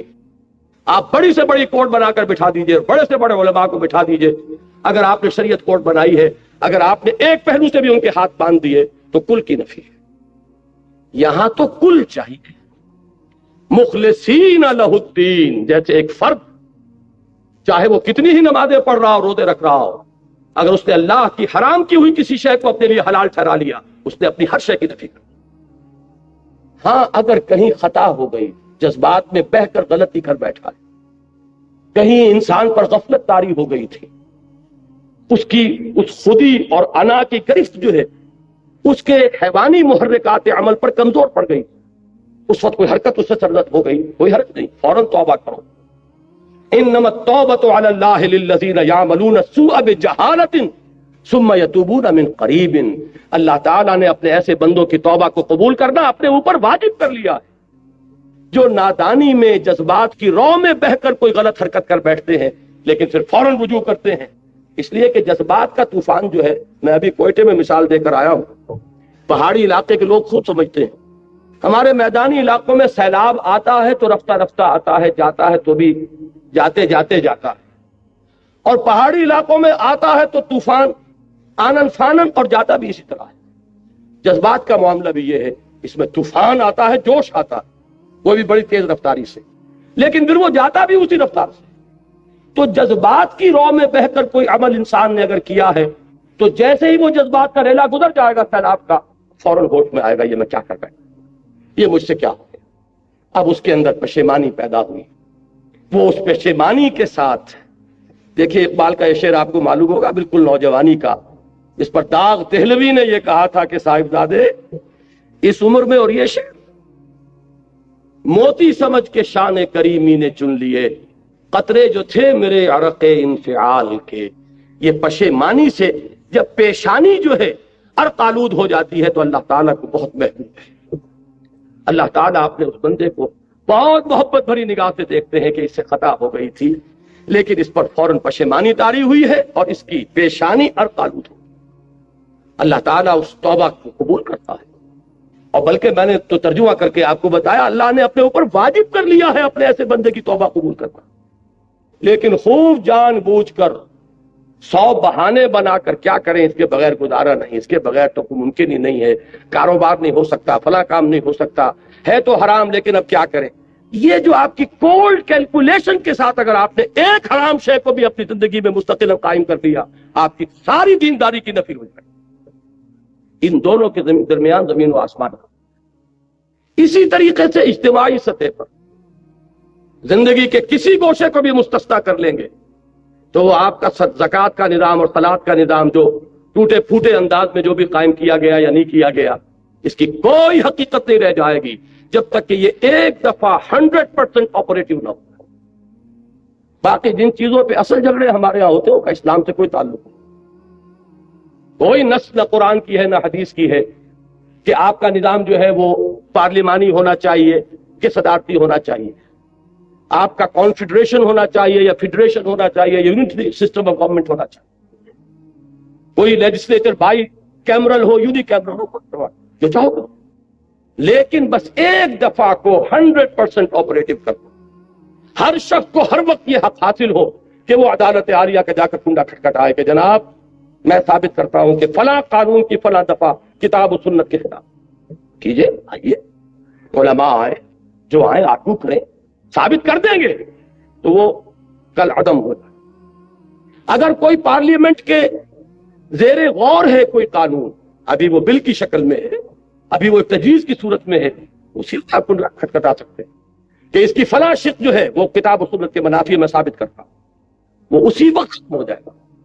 اس ایک چیز کو آپ قائم کر دیجئے کہ مطاع مطلق اللہ ہے اور زندگی کا کوئی گوشہ اس سے مستثنا نہیں ہے، اس کے دین کا غلبہ ہے پورے کے پورے نظام اطاعت پر۔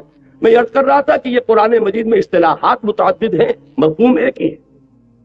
بالکل آغاز میں فرمایا گیا تھا یا ایھا المدثر قم فانذر وربک فکبر، اے لحاف میں لپٹ کر لیٹنے والے صلی اللہ علیہ وسلم، اب اٹھو، کمر کس لو، اپنی عملی جد و جہد کا آغاز کرو، اور اس کا نقطۂ آغاز کیا ہے؟ انذار، آخرت کی خبر دینا۔ نیند کے ماتوں کو جگاؤ، یہ سمجھے ہوئے ہیں کہ یہی بس دنیا ہی دنیا ہے، کوئی آخرت نہیں، کوئی حساب کتاب نہیں۔ انہیں بتاؤ کہ ایک دن اٹھنا ہے مرنے کے بعد اور اپنے رب کے حضور میں حاضری ہے، جواب دہی ہے، اور تمہاری اس عملی جد و جہد کی منزل کیا ہے؟ تکبیر رب، رب کو بڑا کرو، یعنی رب کی بڑائی نافذ کرو، وہ نظام ہو جائے کہ جس میں مانا جائے کہ سپریم اتھارٹی اللہ، ان الحکم الا للہ۔ اسی لیے میں نے سورہ بنی اسرائیل کی جو آخری آیت پڑھی تھی اپنے خطاب کے آغاز میں، وہ اس اعتبار سے کہ وہ آیت بھی میرے نزدیک توحید کے موضوع پر جامع ترین آیات میں سے قرآن کریم ہے۔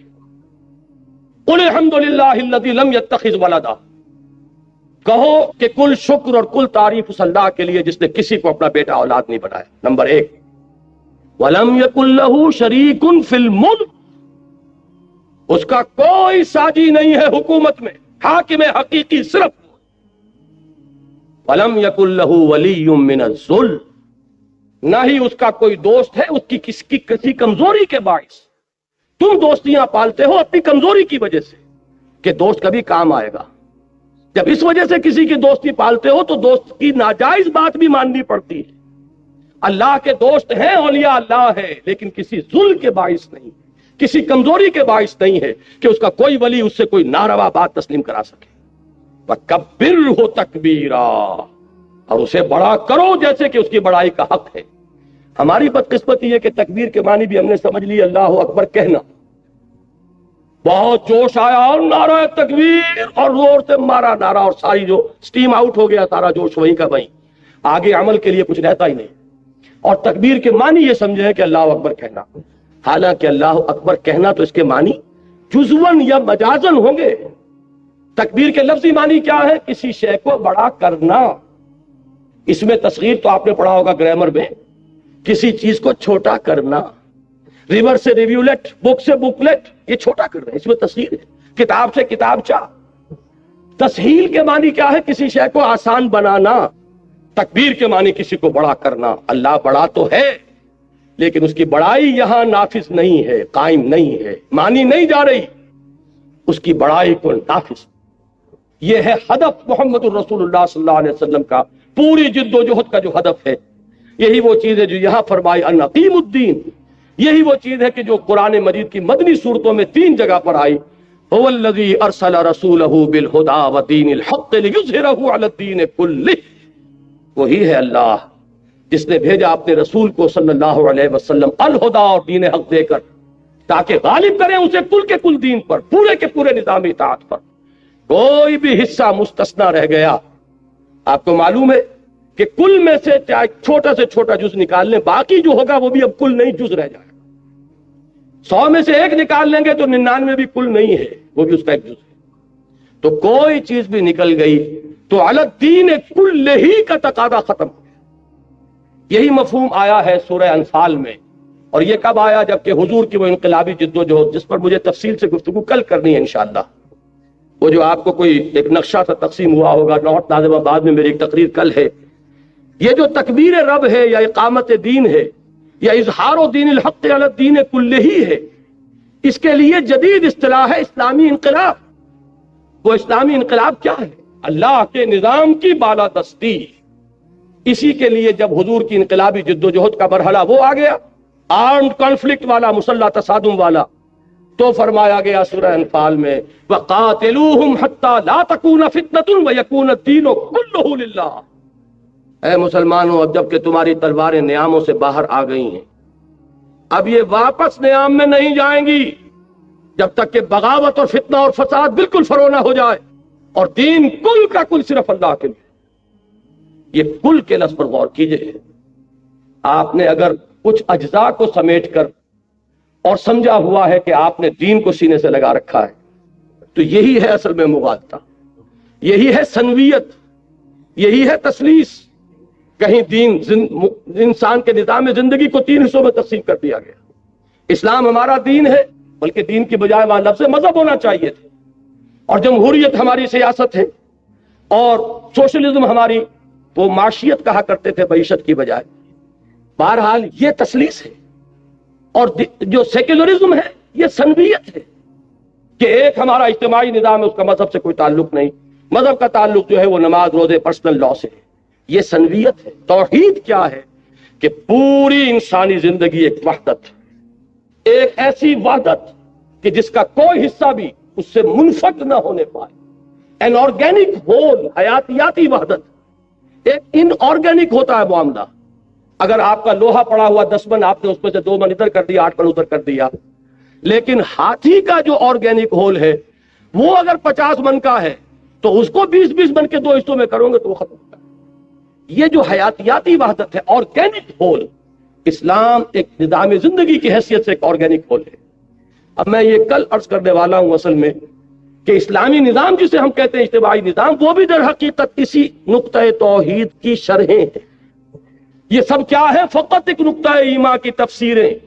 اسلام کا معاشی نظام، اس کی اصل اصول توحید، اسلام کا سیاسی نظام، اس کا اصل اصول توحید، اسلام کا سماجی نظام، اس کا اصل اصول توحید، لیکن وہ میری اس وقت کی گفتگو سے باہر ہے۔ بہرحال عملی تقاضا جان لیجئے، توحید، عقیدہ توحید کا عملی تقاضا اجتماعی سطح پر یہ ہے کہ اس نظام کو قائم کرنے کی جد و جہد کیجئے، اس کے لیے تن من دھن لگا دیجئے۔ یہی ہے جسے جہاد فی سبیل اللہ کہا گیا ہے اس آیت میں کہ قل ان کان آباؤکم وابناؤکم واخوانکم وازواجکم وعشیرتکم واموال اقترفتموها وتجارۃ تخشون کسادها ومساکن ترضونها احب الیکم من اللہ ورسولہ وجہاد فی سبیلہ فتربصوا حتی یاتی اللہ بامرہ واللہ لا یہدی القوم الفاسقین۔ تو یہ جہاد فی سبیلہ کیا ہے؟ اب اس کو میں علامہ اقبال کے الفاظ میں اگر آپ کے سامنے بیان کروں، اس قدر خوبصورت اشعار ہیں یہ، جب پہلی مرتبہ میں نے پڑھے تو دنگ رہ گیا کہ ایک شخص کی عظمت، اس کے فکر کی بلندی کا کوئی تصور۔ اقبال نے جو کہا تھا غالب کے بارے میں کہ فکر انسان پر تیری ہستی سے یہ روشن ہوا ہے، پرے مرغ تخیل کی رسائی تا کجا، تو میں سمجھتا ہوں کہ غالب کے بارے میں تو خیر انہوں نے کہا، اور میں اس پہ کوئی تنقید نہیں کرتا، میں سمجھتا ہوں کہ کچھ احتراماً ادباً کہا ہے۔ حقیقتاً یہ شعر اگر راست آتا ہے تو خود علامہ اقبال، فکر کی اس بلندی کو دیکھیے۔ مقام بندگی دیگر، مقام عاشقی دیگر، ذرا نوٹ کیجئے، یہ بندگی، یہ میں نے عرض کیا تھا کہ یہ پہلا تقاضا ہے عملی انفرادی سطح پر، اللہ کا بندہ بن جانا ہمتاً اس کی اطاعت کو خالص کرتے۔ مقام بندگی دیگر، یہ بھی ابھی پہلا مقام ہے، اور یہ مقام تو وہ ہے کہ جس پر پورے اتر رہے فرشتے۔ مقام بندگی دیگر، مقام عاشقی دیگر، ز نوری سجدہ می خواہی ز خاکی بے شدا خواہی۔ یہ نوری جو ہے فرشتہ، اس سے تجھے سجدہ چاہیے۔ وَنُسَبِّحُ وَنُقَدِّسُ لَكَ نَحْنُ نُسَبِّحُ بِحَمْدِكَ وَنُقَدِّسُ لَكَ، یہ تو ان کی شان ہے ہی ہے، اللہ کے ہر حکم کی تعمیل کر رہے ہیں، لیکن اس سے آگے اس سے تقاضا کچھ نہیں ہے۔ اس خاکی انسان سے اللہ تیرا تقاضا اس سے بھی کہیں زیادہ ہے۔ ز نوری سجدہ می خواہی ز خاکی بے شدا خواہی، چنا خود را نگہداری کے بائیں بے نیازی ہا، شہادت پر وجود خود ز خون دوستاں خواہی۔ تو چاہتا کیا ہے؟ تیرے چاہنے والے اپنے خون کی سرخی سے تیری توحید کے نظام کو قائم کریں، تیرا نظام دنیا میں برپا کریں، اپنی گردنیں کٹوائیں۔ ان اللہ یحب الذین یقاتلون فی سبیلہ صفا کانہم بنیان مرصوص، اللہ کو تو محبت اپنے ان بندوں سے ہے جو اس کی راہ میں جنگ کرتے ہیں صفے باندھ کر، گویا کہ سیسا پلائی ہوئی دیوار ہے۔ یہ مقام عاشقی ہے۔ کیوں ہے؟ ذرا سمجھ لیجئے اس کو بھی۔ اس کو ایک حدیث کے حوالے سے بہت خوبصورتی سے سمجھا جا سکتا ہے۔ حضور فرماتے ہیں، یہ ویسے تو بہقی کی روایت ہے، لیکن مولانا اشرف علی تھانوی رحمۃ اللہ علیہ نے جو خطبات جمعہ مرتب کیے ان میں بھی یہ حدیث انہوں نے شامل کی ہے۔ اوحى اللہ عز وجل الى جبرائیل علیہ الصلوۃ والسلام ان اقلب مدینۃ کذا وکذا باہلھا، اللہ تعالیٰ نے حضرت جبرائیل کو حکم دیا کہ فلاں فلاں بستیوں کو اس کے رہنے والوں سمیت الٹ دو، تلپٹ کر دو۔ جیسے عذاب قوم لوط پر آیا یا کسی اور قوم پر آیا، اس طرح کے عذاب کی کا حکم، عذاب استیصال، عذاب ہلاکت۔ قال فقال، حضور فرماتے ہیں کہ اس پر حضرت جبرائیل نے عرض کیا بارگاہ خداوندی میں، ان فیہا عبدک فلانا لم یعصک طرفۃ عین، پروردگار اس بستی کو الٹ دو، درا حالے کہ اس میں تو تیرا وہ بندہ بھی ہے، فلاں بندہ جس نے کبھی پلک جھپکنے جتنی دیر بھی معصیت میں بسر نہیں کی۔ اب مقام بندگی پر با تمام و کمال متمکن ہونے کا اس سے آگے کوئی مقام ہے، کوئی مرتبہ ہے؟ ایک شخص اتنا زاہد، اتنا عابد، اتنا اطاعت شعار، اتنا فرما بردار کہ گواہی دینے والے کون ہیں؟ جبرائیل۔ کہاں دے رہے ہیں؟ بارگاہ خداوندی میں، جہاں ابو جہل بھی جھوٹ نہیں بول سکے گا۔ وقال صوابا وہاں اور اب یہاں جبرائیل ہیں. کوئی مبالغے والی بات نہیں ہو سکتی، لیکن ایک مرتبہ میری زبان سے یہ الفاظ نکلے، یہ مبالغہ نہیں ہے، لیکن آپ زیادہ سے زیادہ مبالغہ کریں گے تو اور کیا کہیں گے؟ آپ سوچئے، اس سے آگے کہنے کے لیے کچھ ہے؟ لم یاسے کا طرفت عین، پروردگار اس نے تو تیری کبھی معصیت میں پلک جھپکنے جتنی مدت بھی بسر نہیں کی، اس کو بھی ہلاک کر دوں. قال فقال، حضور فرماتے ہیں کہ اس پر اللہ تعالیٰ نے فرمایا اقلبها علیہ وعلیہم، الٹو اس بستی کو، پہلے اس ناہنجار پر پھر دوسروں پر. کیوں یہ کیوں دوہرا مجرم ہو گیا؟ فإن وجهه لم يتمعر في ساعة قط، اس لیے کہ اس کے چہرے کا رنگ کبھی میری غیرت اور حمیت کی بنیاد پر متغیر نہیں ہوا. وہ لگا رہا مست رکھو ذکر و فکر صبح گاہی میں اسے، اور پختہ تر کر دو مزاج خانقاہی میں اسے. اس کا معاملہ یہ رہا، وہ اپنی ہی ذاتی نیکوکاری میں اور عبادت گزاری میں اور دینداری میں لگا رہا. اس کی غیرت اور حمیت نے کبھی جوش نہیں مارا، اس کے خون کبھی کھولا نہیں اس پر کہ میرے قانون کی دھجیاں بکھر رہی تھیں، میری شریعت کا استہزاء ہو رہا تھا، منکرات پھیلتے چلے جا رہے تھے، اور تو فقط اللہ اللہ اللہ. یہ دوہرا مجرم ہے، لہذا پہلے اس پر اقلبها علیہ وعلیہم فإن وجهه لم يتمعر في ساعة قط. میں مثال دے کر سمجھایا کرتا ہوں عوامی اجتماعات میں کہ آپ کو کوئی ماں کی گالی دے دے کیا ہوگا؟ اگر تو کچھ آپ میں جان ہے تو وہ جانے نہیں پائے گا، اور اگر جان نہیں ہے تب بھی کم سے کم اگر آپ اس سے انتقام نہیں لے سکتے تو پورے جسم کا خون تو ایک مرتبہ آپ کے چہرے میں آ جائے گا، آپ اپنی جگہ پر کانپ تو رہ جائیں گے، کھول تو اٹھے گا آپ کا خون. اور اگر یہ بھی نہیں ہے تو اس کا مطلب ہے بے غیرت اور بے حمیت ہے.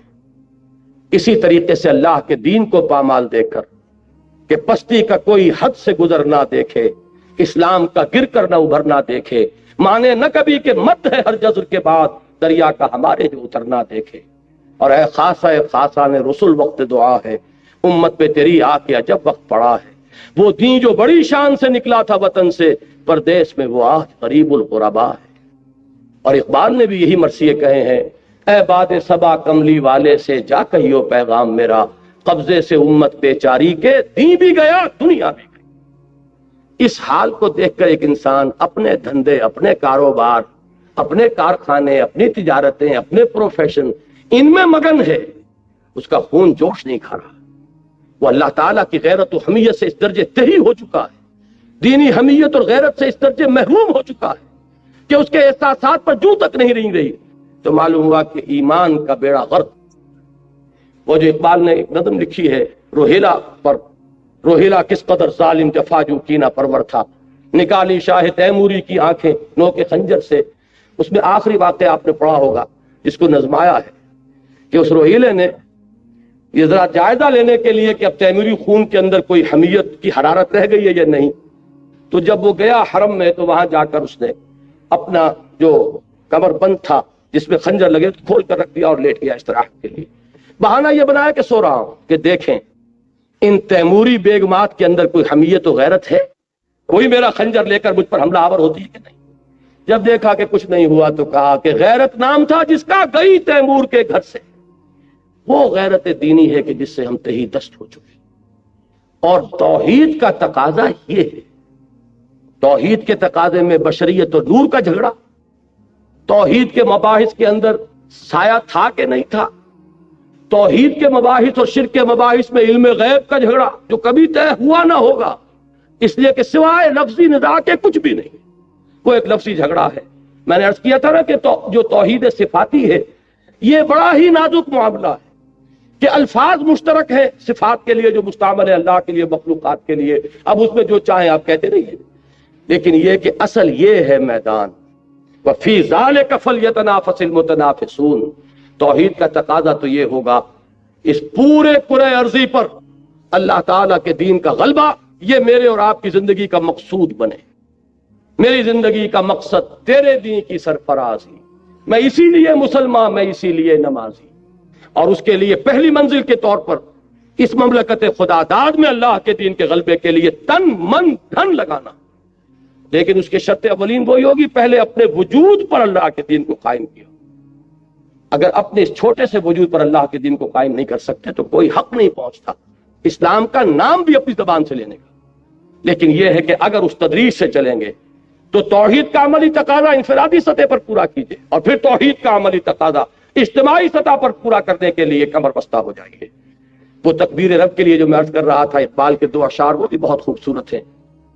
یا وسعت افلاک میں تکبیر ہو اللہ، یا خاک کی آغوش میں تسبیح و مناجات، وہ مسلک مردان خداگاہ خدا مت، اور یہ مذہب ملا و جمادات و نباتات۔ یہ صرف تسبیح تو فقط اللہ اللہ اللہ، یہ تو در حقیقت وہی شخص کے جو کمر کس چکا ہو تن من دھن لگانے کے لیے، جب وہ تسبیح کرے گا تو کائنات وجد میں آئے گی۔ یہی 2 اشعار ہیں اقبال کے کہ پرواز ہے دونوں کی اسی ایک فضا میں، کرگس کا جہاں اور ہے شاہی کا جہاں اور، الفاظ و معانی میں تفاوت نہیں لیکن ملا کی اذاں اور مجاہد کی اذاں اور، الفاظ کوئی نہیں، لیکن جو شخص اس کو اپنی زندگی کا مقصود بنا لے، اس کے لیے ہدف یہ ہے جانا ادھر ہے، هو الذی ارسل رسولہ بالہدی ودین الحق لیظہرہ علی الدین کلہ، اس میں تن من دھن لگانے کا اگر ایک پختہ ارادہ کر لے تو اب یہ گویا کہ توحید انفرادی سے توحید اجتماعی تک پیش قدمی کر رہا ہے۔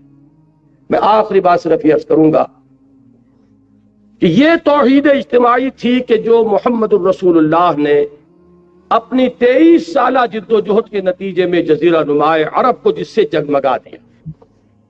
صرف عقیدے کی توحید نہیں تھی، عقیدے میں توحید، علم میں توحید، نظریے میں توحید، فکر میں توحید، انفرادی سطح پر توحید اور اجتماعی سطح پر توحید، جعل حق و زہق الباطل ان الباطل کان زہوقا۔ لیکن یہ جان لیجئے اس توحید کی تکمیل اس وقت ہوگی، دیکھیے ایک چیز ہے یہاں سے وہاں تک کی اونچائی، ایک ہے اس پورے ہال کے اندر اس پوری اونچائی کا تصور کرنا۔ جزیرہ نمائے عرب میں تکمیل ہو گئی دین کی اور تکمیل ہو گئی توحید کی، لیکن جزیرہ نمائے عرب میں ہوئی، جبکہ اس کو ہونا ہے پورے کرۂ ارضی پر محمد الرسول اللہ صلی اللہ علیہ وسلم کی بعثت کا مقصد بتمام و کمال اس وقت پورا۔ اسی کو اقبال نے تعبیر کیا نا کہ وقت فرصت ہے کہاں، کام ابھی باقی ہے، نور توحید کا اتمام ابھی باقی ہے۔ اس کے لیے نبی اکرم صلی اللہ علیہ وسلم کی بھی دی ہوئی خبر ہے، قیامت سے پہلے وہ وقت آ کر رہے گا، یہ توحید کامل بتمام و کمال پورے کرۂ ارضی پر قائم ہو کر رہے۔ حضور نے فرمایا کہ کوئی گھر نہیں رہے گا روئے ارضی پر، نہ گارے اور اینٹوں کا بنا ہوا اور نہ کوئی اونٹ کے بالوں کے کمبلوں کے بنا ہوا خیمے کی صورت میں جس میں اللہ کا دین داخل نہ ہوتا ہے۔ وہ وقت آ کر رہے، لیکن اصل میں میری اور آپ کی جو وفاداری ہے اس کا تقاضا کیا ہے، وہ تو آئے گا، لیکن ہماری کنٹریبیوشن کیا ہے، ہم نے کیا محنت کی ہے، ہم نے اس کے لیے تن من دھن کتنا لگایا ہے، ہم نے اس کے لیے کتنی توانائیاں صرف کی ہیں۔ میری اور آپ کی کامیابی کا دار و مدار اس پر آ کر تو وہ رہے گا۔ اور میں آج آپ کو چند اشعار سنانا چاہتا ہوں اپنی اس گفتگو کے آخر میں، جو خبر کے نبی اکرم صلی اللہ علیہ وسلم نے دی، جس کا ذکر شاہ ولی اللہ دہلوی رحمۃ اللہ علیہ نے کیا ہے ازالۃ الخفا خلافت الخلفاء میں، کہ وہ وقت آ کر رہے گا اور یہ آیا مبارکہ هو الذی ارسل رسولہ بالہدی ودین الحق لیظہرہ علی الدین کلہ، و تمام و کمال اس وقت ظہور پذیر ہوگی جبکہ پورے کرۂ ارضی پر اللہ کا دین اسی طرح غالب ہو جائے جیسے کہ محمد الرسول اللہ صلی اللہ علیہ وسلم نے بنفس نفیس جزیرہ نمائے عرب پر غالب کر دیا۔ تو وہ وقت آ کر رہے گا، مجھے کچھ اندازہ ہوتا ہے اسی وقت کی پیشین گوئی کی ہے علامہ اقبال نے۔ یہ اشعار میں آپ کو سنا رہا ہوں بانگے درا کے، آسماں ہوگا سحر کے نور سے آئینہ پوش، اور ظلمت رات کی سیما پا ہو جائے گی، اس قدر ہوگی ترنم آفری باد بہار، نکھتے خوابیدہ غنچے کی نوا ہو جائے گی۔ عامل